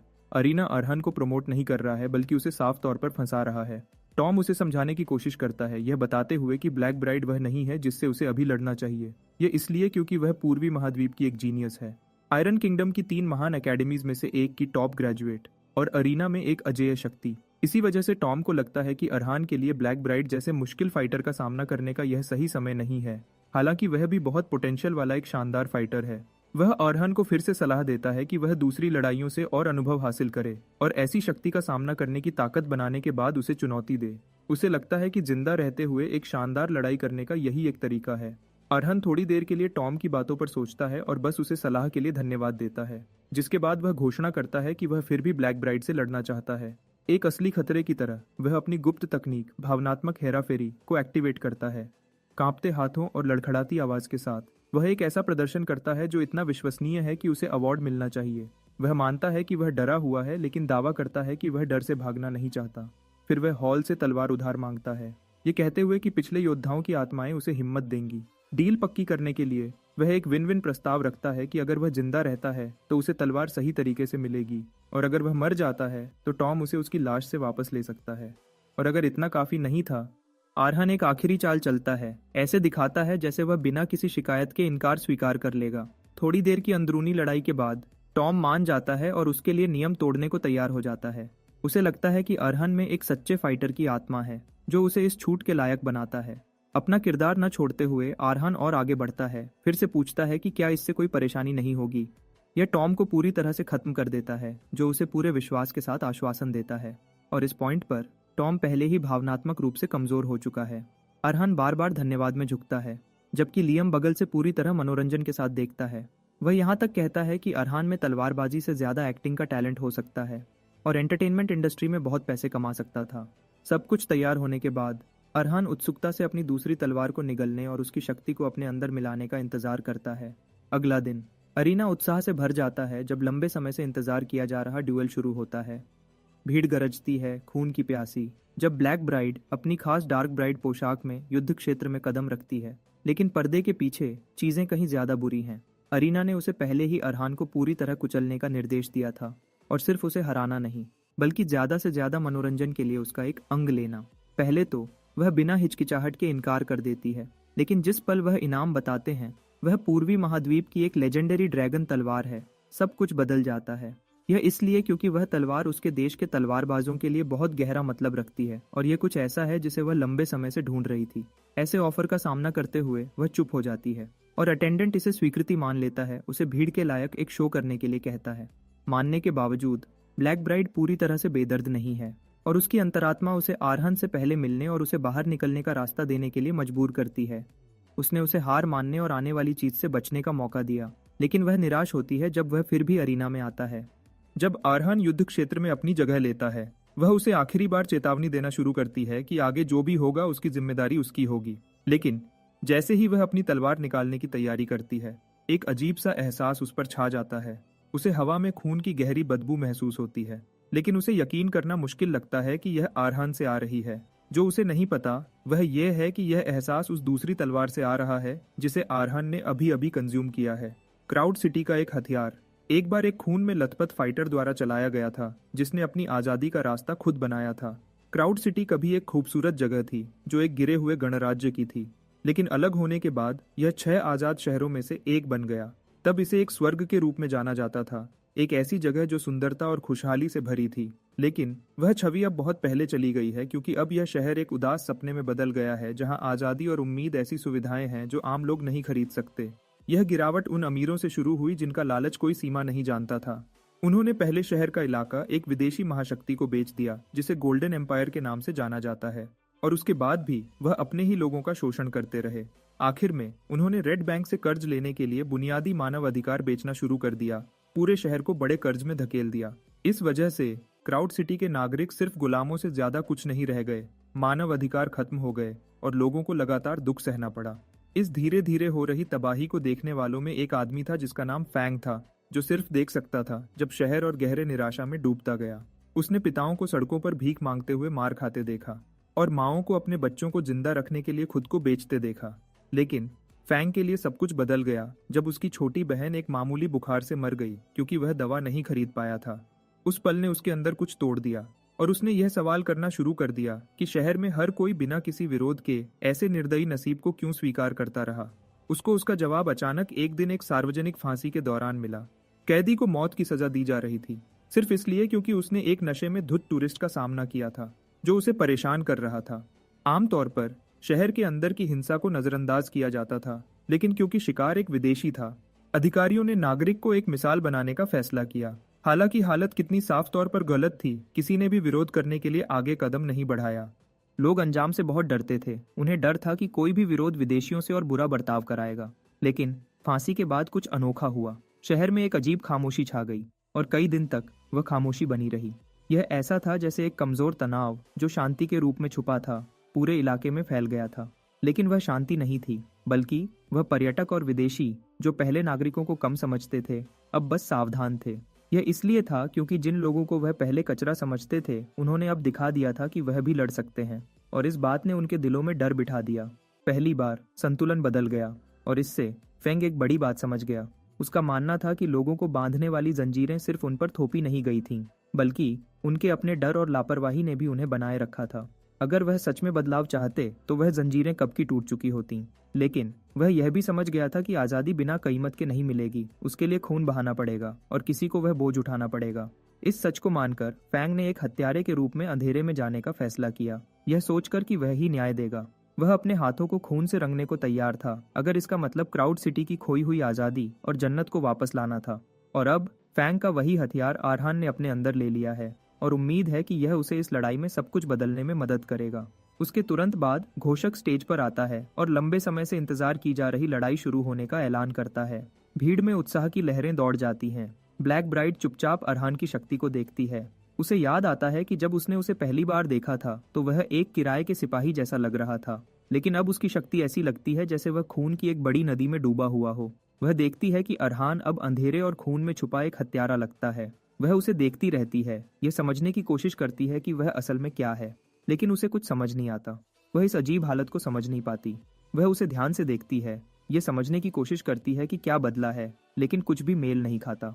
जो उसने पहले देखा था और जो अब वह महसूस कर रही है, उसमें बहुत बड़ा अंतर है, जिससे वह उसे समझ नहीं पाती। फिर भी वह उन ख्यालों को एक तरफ रखती है, उसे खत्म करने का फैसला करती है। बिना किसी झिझक के वह तेजी से आगे बढ़ती है और एक तेज और सही वार करती है, पूरी तरह से उसे तुरंत हराने की उम्मीद करती है। लेकिन उसके हैरानी के लिए अरहान आसानी से हमले से बच जाता है। वह ऐसी रफ्तार से चलता है जो उसके लिए नामुमकिन होनी चाहिए थी।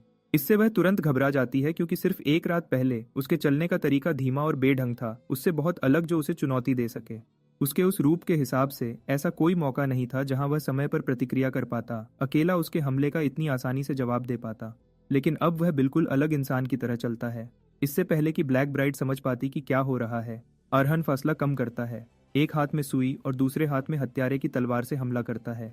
जैसे ही उनकी तलवारें टकराती हैं, ब्लैक ब्राइड को कुछ और भी परेशान करने वाला दिखता है। उसकी सांस और उसके चलने का तरीका भी अजीब लगता है, जैसे वह किसी और का हो। जैसे ही लड़ाई जारी रहती है, अरहान उसकी रफ्तार से कदम मिलाता है, आसानी से उसके वारों का जवाब देता है। इससे उसकी उलझन और बढ़ जाती है, क्योंकि उसके बारे में सब कुछ उसके ज्ञान के खिलाफ कहता है। उसके सामने अब वही अनुभवहीन लड़ाकू नहीं है, बल्कि कुछ ज्यादा खतरनाक है, जिससे उसे यह सोचने पर मजबूर होना पड़ता है कि अरहान असल में क्या है। अरहान उसके सवालों को नजरअंदाज करता है और उसके हमलों का जवाब देता रहता है, हर वार को सही तरीके से बचाते हुए, जिससे ब्लैक ब्राइड को उसके लड़ने के तरीके का ध्यान से विश्लेषण करना पड़ता है। वह जल्दी ही देखती है कि उसके चलने का तरीका अजीब है, क्योंकि वह एक ही समय में एक किराए के सिपाही और एक हत्यारे की तरह लड़ता है। उसके चलने का तरीका बिना देर किए लगातार बदलता रहता है, जिससे यह अनुमान लगाना बहुत मुश्किल हो जाता है कि वह आगे क्या करेगा। शैलियों के बीच का यह आसान बदलाव उसके समय को गड़बड़ कर देता है, और एक पल के लिए अरहान को बढ़त मिल जाती है। वह खुद भी बता सकता है कि उसने कितनी सुधार की है, यह समझकर कि उसने तलवार चलाने वाले शुरुआती स्तर को पहले ही पार कर लिया है। लेकिन जितना भी वह प्रभावशाली लगता है, अरहान को दर्दनाक रूप से पता है कि जो वह कर रहा है वह सिर्फ लापरवाह दिखावा है। वह जानता है कि वह ऐसे चलने का तरीका इस्तेमाल कर रहा है जो पूरी तरह से उसके नहीं है, और जल्दी ही उसका डर सच हो जाता है। ब्लैक ब्राइड धीरे धीरे खुद को ढाल लेती है और जल्दी ही उसकी ताल को तोड़ देती है, उसे पीछे धकेल देती है। एक बार जब वह उसका विश्लेषण कर लेती है तो वह शांति से पूछती है कि क्या उसके पास और कोई चाल बची है, यह साफ करते हुए कि उसने उसे पहले ही समझ लिया है। उसी समय भीड़ उत्साह से भर जाती है। वह हैरान है कि अरहान जैसा एक मामूली ब्रॉन्ज रैंक का लड़ाकू हमेशा जीतने वाली ब्लैक ब्राइड के खिलाफ टिका हुआ है। उसकी हाल की जीतों ने उसे पहले ही ध्यान दिलाया है, और अब और लोग उसके लड़ाई में जिंदा बचने पर शर्त लगा रहे हैं। कुछ तो यह भी मानने लगते हैं कि वह सच में जीत सकता है, जबकि दूसरे अब भी यकीन करते हैं कि एक अनुभवहीन लड़ाकू उस जैसी निर्दयी को हरा नहीं सकता। फिर भी तालियां और तेज हो जाती हैं। कुछ दर्शक उसके लिए खुश होते हैं, जबकि दूसरे बस उम्मीद करते हैं कि वह कम से कम एक गटर के चूहे की तरह मरने के बजाय ज्यादा प्रभावशाली तरीके से मरे। अपने आसपास की तालियों के बावजूद अरहान बेचैन रहता है जब वह अपनी अगली चाल की योजना बनाता है। वह फैंग की तलवार से निकलने वाली जबरदस्त मारने की इच्छा को महसूस कर सकता है, उसके अंदर खून खराबे की तेज बदबू के साथ। उस पल लियम अरहान से कहता है कि वह किराए के सिपाही की सुई और हत्यारे की तलवार दोनों से आने वाली भावनाओं को पूरी तरह से अपनाए। वह समझाता है कि जबकि उनका जीवन बिल्कुल अलग था, दोनों हथियारों का एक ही मकसद है। उन्हें अपने चलाने वालों से ज्यादा ताकतवर दुश्मनों का सामना करने के लिए बनाया गया था, जिससे वह संघर्ष से पैदा हुई तलवारें बन गई थीं। लेकिन लियम उसे चेतावनी देता है कि एक हत्यारे के जीवन को अपने अंदर लेना आसान नहीं होगा, खासकर उस जैसे अनुभवहीन के लिए। अगर उसने नियंत्रण खो दिया तो तलवार उसे ही निगल सकती है। वह अरहान को फैंग के जीवन को समझने, उसे अपनाने और उसे अपना बनाने की सलाह देता है। उन शब्दों को सुनकर अरहान खुद को संभालता है और गहरी सांस लेना शुरू करता है। हर सांस के साथ माना उसके अंदर बहने लगती है, जिससे उसे अपनी शांति वापस मिल जाती है। यह देखकर लियम उसे बताता है कि असली लड़ाई अभी शुरू हो रही है। वह समझाता है कि ब्लैक ब्राइड ने पहले ही उसकी क्षमताओं का विश्लेषण कर लिया है पहले वार के दौरान। इसका मतलब है कि वह अब पीछे नहीं हटेगी। अब से वह गंभीरता से लड़ेगी। अरहन जल्दी ही अपनी स्थिति की गंभीरता को समझ जाता है, क्योंकि अरीना में छुपने की कोई जगह नहीं है और यह उसके लिए एक बड़ी कमजोरी है, क्योंकि एक हत्यारे की ताकत अंधेरे में होती है। ऊपर से ब्लैक ब्राइड अब पूरी तरह से ध्यान केंद्रित है, जिसका मतलब है कि उसने कोई भी हैरानी का तत्व खो दिया है। बिना किसी स्पष्ट फायदे के वह निष्कर्ष निकालता है कि उसका एकमात्र विकल्प है फासला बनाना और समय खरीदना, जब तक 3 मिनट की सीमा पूरी न हो जाए।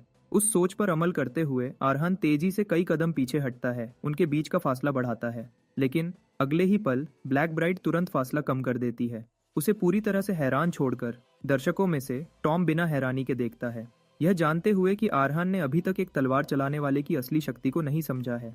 पता चलता है कि उस स्तर पर लड़ाकू अपनी माना को बाहर की ओर बढ़ा सकते हैं, एक ऐसा रास्ता बनाते हैं जो उन्हें दुश्मनों को दबाने की अनुमति देता है, जबकि वह हमले और बचाव दोनों को नियंत्रित करते हैं। लेकिन ज्यादा महत्वपूर्ण बात यह है कि वही शक्ति उनके शरीर के अंदर भी बह सकती है, उनकी शारीरिक क्षमताओं को एक अलौकिक स्तर तक बढ़ाकर। जल्दी ही ब्लैक ब्राइड अपना लगातार हमला शुरू करती है, अरहान को बचाव की स्थिति में धकेल देती है, जहां वह बस साथ रहने के लिए संघर्ष करता है। उसे जल्दी ही साफ हो जाता है कि वह पहले पीछे हट रही थी, क्योंकि जो रफ्तार और शक्ति वह अब दिखा रही है वह उससे कहीं ज्यादा है जो उसने पहले अनुभव किया था। अरहान बेचैनी से कोई खाली जगह या कमजोरी ढूंढता है, लेकिन उसे कुछ नहीं मिलता। वह देखता है कि ज्यादातर लड़ाकुओं के विपरीत, जो अपने हमलों के बीच छोटे अंतर छोड़ते हैं, उसकी तलवारबाजी निर्दोष है। हर हरकत अगले से बिना किसी रुकावट के जुड़ जाती है, जिससे पलटवार के लिए कोई जगह नहीं बचती। अरहान को उसकी शैली लड़ाई से कम और कला से ज्यादा लगती है। हर वार एक माहिर चित्रकार के ब्रश के स्ट्रोक की तरह बहता है, जिसमें रणभूमि उसकी कैनवस का काम करती है, जहां वह अपनी तलवार के हर झटके से पूर्णता बनाती है, जबकि वह संघर्ष करता है। अरहान बाहर निकलने का रास्ता ढूंढता रहता है, जबकि उसके सामने वाली योद्धा से वह हैरान है। जब उस पर एक और शक्तिशाली वार आता है तो वह उसे अपनी पूरी ताकत से रोकता है, किराए के सिपाही की सुई और हत्यारे की तलवार दोनों का इस्तेमाल करते हुए। लियम भी प्रभावित होता है जब वह ब्लैक ब्राइड की तकनीक देखता है, समझाते हुए कि पूर्वी महाद्वीप के तलवारबाज मार्शल आर्ट्स का अभ्यास करते हैं, लड़ाई का एक रहस्यमयी रूप जो उनके चलने के तरीके को प्रकृति से जोड़ता है।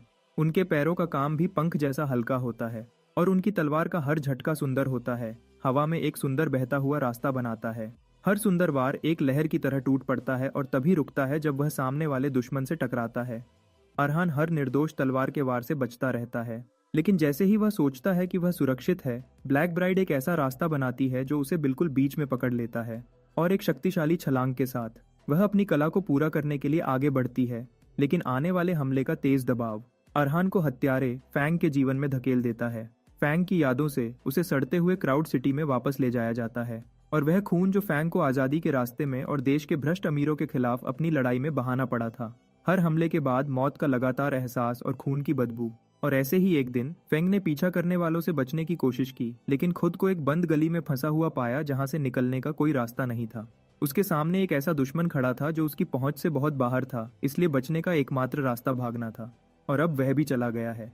जब उसका दुश्मन एक निर्णायक रास्ता बनाता है, फैंग को एहसास होता है कि उसका जीवन आखिरकार खत्म हो गया है। लेकिन जैसे ही दुश्मन उसकी तरफ लपकता है, कुछ ऐसा होता है जिसे सिर्फ एक चमत्कार कहा जा सकता है। फेंग को अपने सामने एक छोटी सी कमजोरी दिखती है, जिसे वह जल्दी ही समझ जाता है कि यह वही चीज है जिसने उसे बचने में मदद की है, मौत से कई बार। जैसे ही दुश्मन पास आता है और वार करता है, फैंग किसी तरह हमले से बच जाता है और पलटवार की तैयारी करता है, उस कमजोरी का इस्तेमाल करते हुए। उसी पल अरहान उस याद को पूरा कर लेता है और ब्लैक ब्राइड के खिलाफ अपनी खुद की कमजोरी ढूंढ लेता है। वह तुरंत उसके कंधे के ऊपर वार करता है, खून निकलता है। ब्लैक ब्राइड हैरान रह जाती है जब अरहान दूसरे छोर की तरफ दौड़ता है। आखिरकार यह समझकर कि हत्यारे हमेशा कैसे बचने का रास्ता ढूंढ लेते हैं, चाहे कितनी भी मुश्किल परिस्थितियां हों। लेकिन यह कुछ ऐसा है जो वह खुद नहीं कर सकता था, बल्कि एक प्रतिभाशाली हत्यारे की यादों के साथ। ब्लैक ब्राइड हैरान है कि अरहान कुछ ही सेकंड में उसके पूरी तरह से बनाए गए रास्ते को तोड़ने में कामयाब रहा। लेकिन उसने अरहान की पसलियों पर जो भयानक हमला किया था, उससे उसे यकीन हो जाता है कि वह अपने सफर के अंत तक पहुंच गया है। अरहान जम जाता है जब उसे अपने पेट में दर्द का दर्दनाक एहसास होता है। वह देखता है कि ब्लैक ब्राइड फैंग के दुश्मन की तुलना में एक जबरदस्त दुश्मन है, जो खुद भी एक कुशल तलवारबाज था। उसने न सिर्फ अरहान के एक घातक घाव से खुद को बचाया, बल्कि उसे सिर्फ एक पल में नुकसान भी पहुंचा दिया। उस हमले की वजह से अरहान की पसलियां ऐसी लगती हैं जैसे वह जरा सी हरकत से भी टूट सकती हैं, इसलिए वह अपनी जगह पर जम जाता है। अपनी घायल हालत में अरहान को डर है कि वह किराए के सिपाही या हत्यारे की कलाओं का इस्तेमाल नहीं कर पाएगा, और समय खरीदने के लिए फैसला बनाना तो और भी नामुमकिन है। अपने विकल्पों का विश्लेषण करने के बाद वह निष्कर्ष निकालता है कि सबसे अच्छा तरीका लड़ाई छोड़ देना होगा। वह थोड़ी देर के लिए इस रास्ते पर चलने की सोचता है, भले ही यह शर्मनाक हो। कम से कम अपनी जान बची होने पर उसे लगता है कि वह बाद में सही तरीके से रैंक बढ़ा सकता है। लेकिन कारवानों के खून में वह जिद उस पर हावी हो जाती है, जिससे अरहान और भी दृढ़ हो जाता है कि वह लड़ता रहे। अपने युवा वंशज को अपने खिलाफ मुश्किलों के बावजूद लड़ने का इरादा फिर से बनाते देख लियम गर्व से मुस्कुराता है। घोषणाकर्ता भी हैरान है कि एक मामूली ब्रॉन्ज लड़ाकू ने हमेशा जीतने वाली योद्धा रानी को चोट पहुंचा दी। वह सोचने लगता है कि क्या अरहान अपनी घायल हालत में लड़ता रहेगा। उसे एक और दौर के लिए तैयार होते देख घोषक को एहसास होता है कि अरहान में ऐसी लगातार दृढ़ निश्चय के साथ एक सितारा बनने की क्षमता है। तो वह भीड़ को उत्साह देता है और ऐलान करता है कि अरहान के पास जीत के लिए लगभग 10 और सेकंड है। जैसे ही अरहान और ब्लैक ब्राइड अपनी आखिरी टक्कर में भिड़ते हैं, लियम अपने युवा वंशज को देखता है, जिसे वह मानता है कि उसमें प्रतिभा के गुण नहीं है। लियम के लिए एक प्रतिभाशाली वह होता है जो नामुमकिन परिस्थितियों के बीच भी रास्ता ढूंढ लेता है। जब उन्हें ऐसी चुनौतियों का सामना करना पड़ता है जो दूसरों को नामुमकिन लगती है, तो वह हमेशा अपने रास्ते खुद बनाते हैं और सफल होते हैं।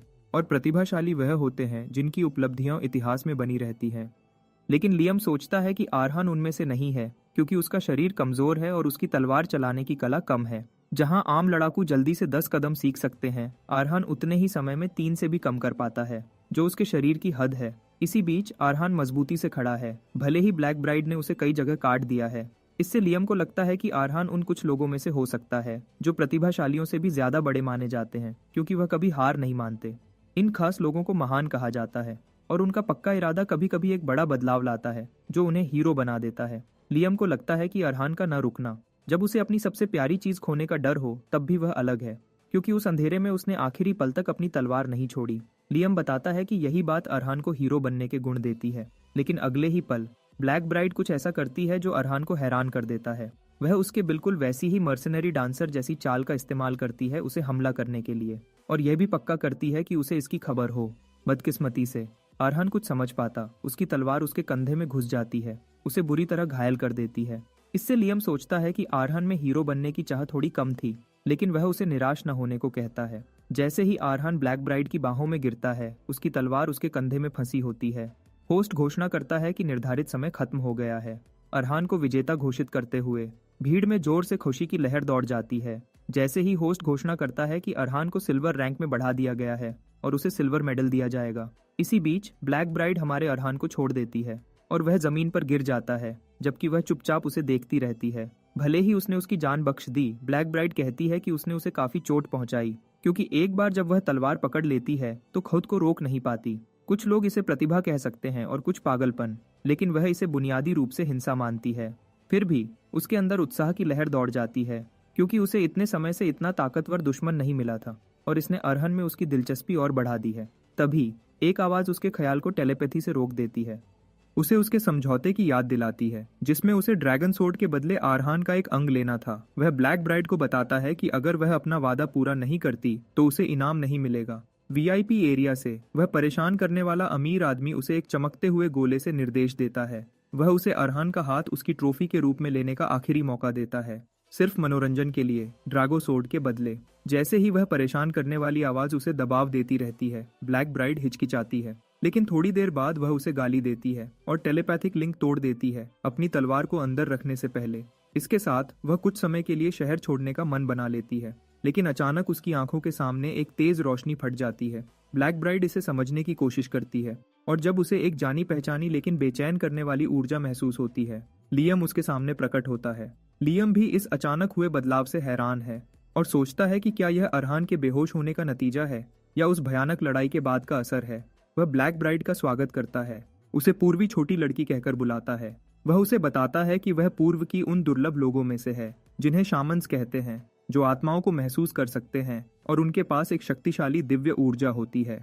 लियम हैरान है कि ब्लैक ब्राइड के पास उसकी बेहतरीन युद्ध कला के साथ इतनी तेज समझ भी है। इसी बीच ब्लैक ब्राइड अभी भी हैरानी में है, सोच रही है कि क्या उसके सामने का दृश्य एक धोखा है। लेकिन एक बात उसे साफ हो जाती है और वह यह है कि उसके सामने वाले व्यक्ति के पास एक हार्ट सोर्ड है, जो सिर्फ वही लोग दिखा सकते हैं जो तलवार के अंत तक पहुंच चुके हैं। हार्ट सोर्ड तलवार मास्टर के स्तर पर किसी का प्रतीक भी है। ब्लैक ब्राइड को याद आता है कि सोर्ड मास्टर कार्लोस के चारों तरफ 10 खिलते हुए हार्ट सोर्ड्स थे जब वह सबसे ताकतवर तलवारबाज बना था। लेकिन लियम के ऊपर हार्ट सोर्ड्स की संख्या ब्लैक ब्राइड को हैरान कर देती है। वह गिनती शुरू करती है और दर्जनों से यह जल्दी ही सैकड़ों और हजारों में बदल जाती है और वह गिनती भूल जाती है, यह समझते हुए कि वह पूरे आसमान को ढक रहे हैं। वह उसे ध्यान से देखती है, अपने सामने खड़े उस जीव की प्रकृति को समझ नहीं पाती। उसकी मुश्किल को समझते हुए लियम उसे बताता है कि वह उसके सभी सवालों के जवाब पूरी तरह से समझने के लिए तैयार नहीं है।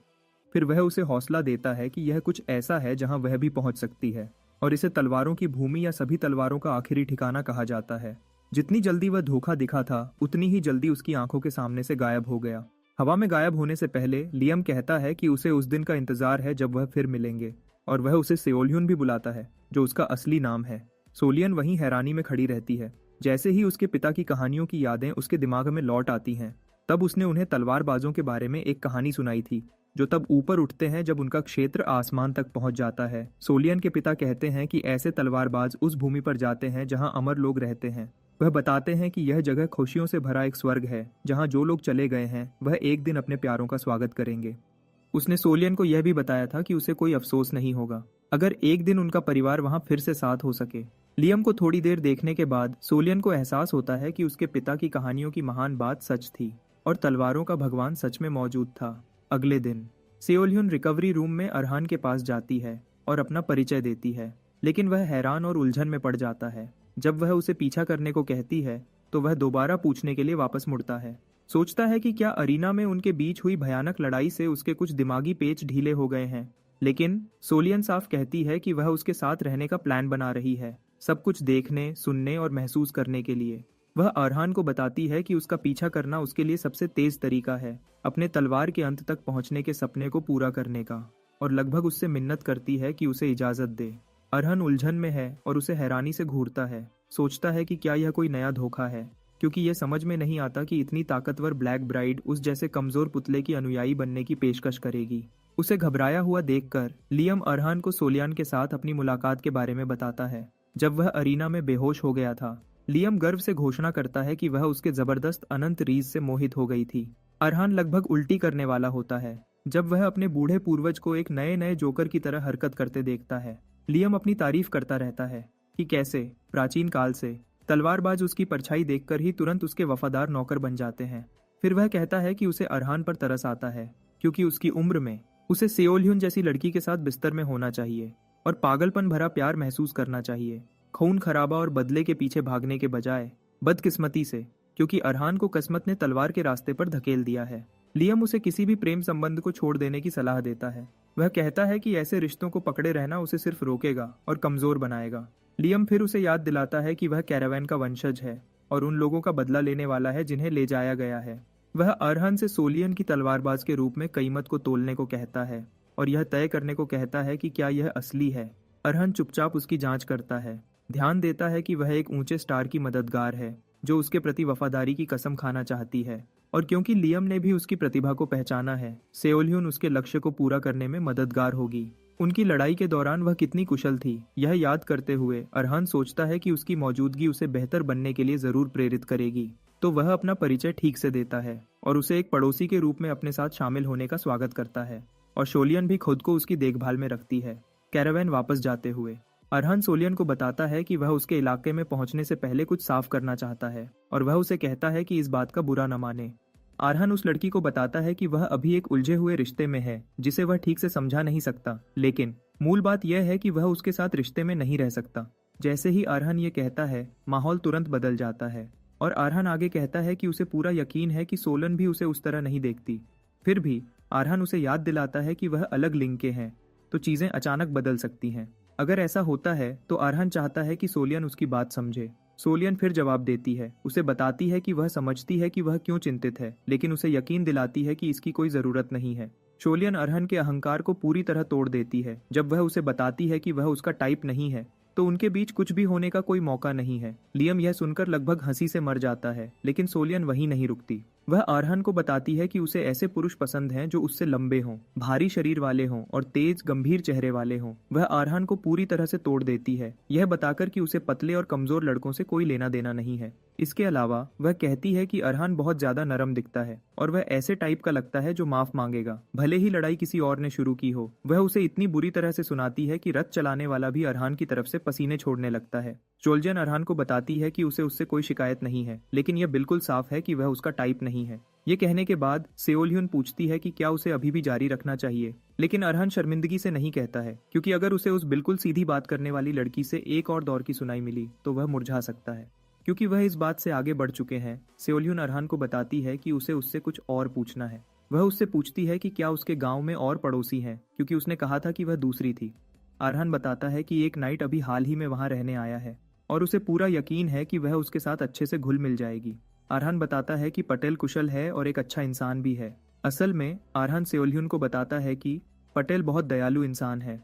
इसके थोड़ी देर बाद वह गांव पहुंचते हैं और रथ से उतरने के बाद अरहान देखता है कि सेओलह्युन के पास सिर्फ एक छोटा बैग है और वह पूछता है कि क्या उसके पास बस यही सब है। शोलियन इसकी पुष्टि करती है, बताती है कि उसके पास शुरू से ही इतना सामान नहीं है। शोलियन कहती है कि एक तलवार और एक दिन का खाना उसके लिए काफी है, क्योंकि अगर वह खत्म हो जाते हैं तो वह हमेशा और ले सकती है। दूसरी तरफ सोलियन देखती है कि अरहान के बैग में बहुत कुछ है। इसके अलावा उसे याद आता है कि अरीना में अरहान के पास सिर्फ एक तलवार थी, लेकिन अब उसके पास कम से कम 3 खंजर हैं। अरहान बताता है कि उसकी तलवार पिछले मैच में खराब हो गई थी, तो उसने शहर में रहते हुए एक एक्स्ट्रा तलवार ले ली। खुशकिस्मती से उसने सिल्वर रैंक में प्रमोशन के कारण और पैसे कमाए और इसकी वजह से वह कुछ कवच ले पाया जो उसके पास नहीं थे। अरहान खुश है कि उसने असल में फुरमा, तलवारों का शहर, देखा। महल के प्रवेश द्वार पर पहुंचने पर उनका सामना एक हैरान करने वाले दृश्य से होता है। पेडल उन लाशों के बीच खड़ा है जिन्हें उसने काट दिया है। पेडल हैरान है यह देखकर कि अरहान वापस आ गया है और वह उस शर्मनाक दृश्य के लिए माफी मांगता है। वह बताता है कि कुछ बिन बुलाए मेहमान आ गए थे, इसलिए उसे साफ करने का समय नहीं मिला। पेडल शोलियन को देखता है और उस पर मुस्कुराता है, क्योंकि वह आसानी से देख सकता है कि वह वही नई पड़ोसी है जिसके बारे में उसने बात की थी। पेडल बकबक करता रहता है, लेकिन अरहान उसे बीच में रोक देता है, उसे पहले सांस लेने को कहता है। सोलियन पूरी तरह से हैरान दिखती है जब वह अपने सामने खूनी दृश्य को घूरती है। अरहान शर्मिंदगी से पटेल के पास जाता है, उसके कान में फुसफुसाने के लिए, क्योंकि उसने अभी अभी पटेल की उस बहुत दयालु इंसान की छवि खराब कर दी थी जो उसने सोलियन को बताई थी। दूसरी तरफ सोलियन देख सकती थी कि गांव में कुछ भी आम नहीं था। उनके ठीक होने के बाद पेडल बताता है कि जब वह बाहर था तो कई घुसपैठिए आ गए थे। खुशकिस्मती से उनमें से कुछ उसके चेतावनी देने के बाद पीछे हट गए, तो उसमें कुछ ज्यादा गंभीर नहीं था। लेकिन लगभग 1 हफ्ते पहले एक बिल्कुल अलग तरह के समूह ने गांव को निशाना बनाना शुरू कर दिया।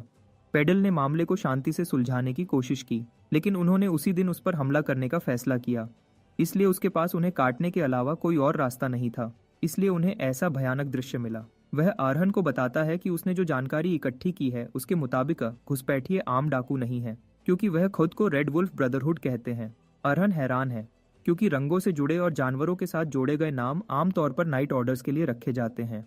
पेडल इसकी पुष्टि करता है, बताता है कि ऐसे नाम पहचान और मकसद को दर्शाते हैं। एक पूर्व नाइट होने के नाते उसे यह अपमान लगता है कि कानून तोड़ने वाले डाकू उनकी नकल करें, लेकिन वह चेतावनी देता है कि इससे स्थिति और भी खतरनाक हो जाती है। जब अरहान पूछता है क्यों, सेओलह्युन बताती है कि एक समूह जो नाइट्स की नकल करने की हिम्मत रखता है या तो बहुत बड़ा है या फिर किसी इतने ताकतवर व्यक्ति द्वारा चलाया जा रहा है जो नाइट्स को पूरी तरह से नीचा दिखा सके।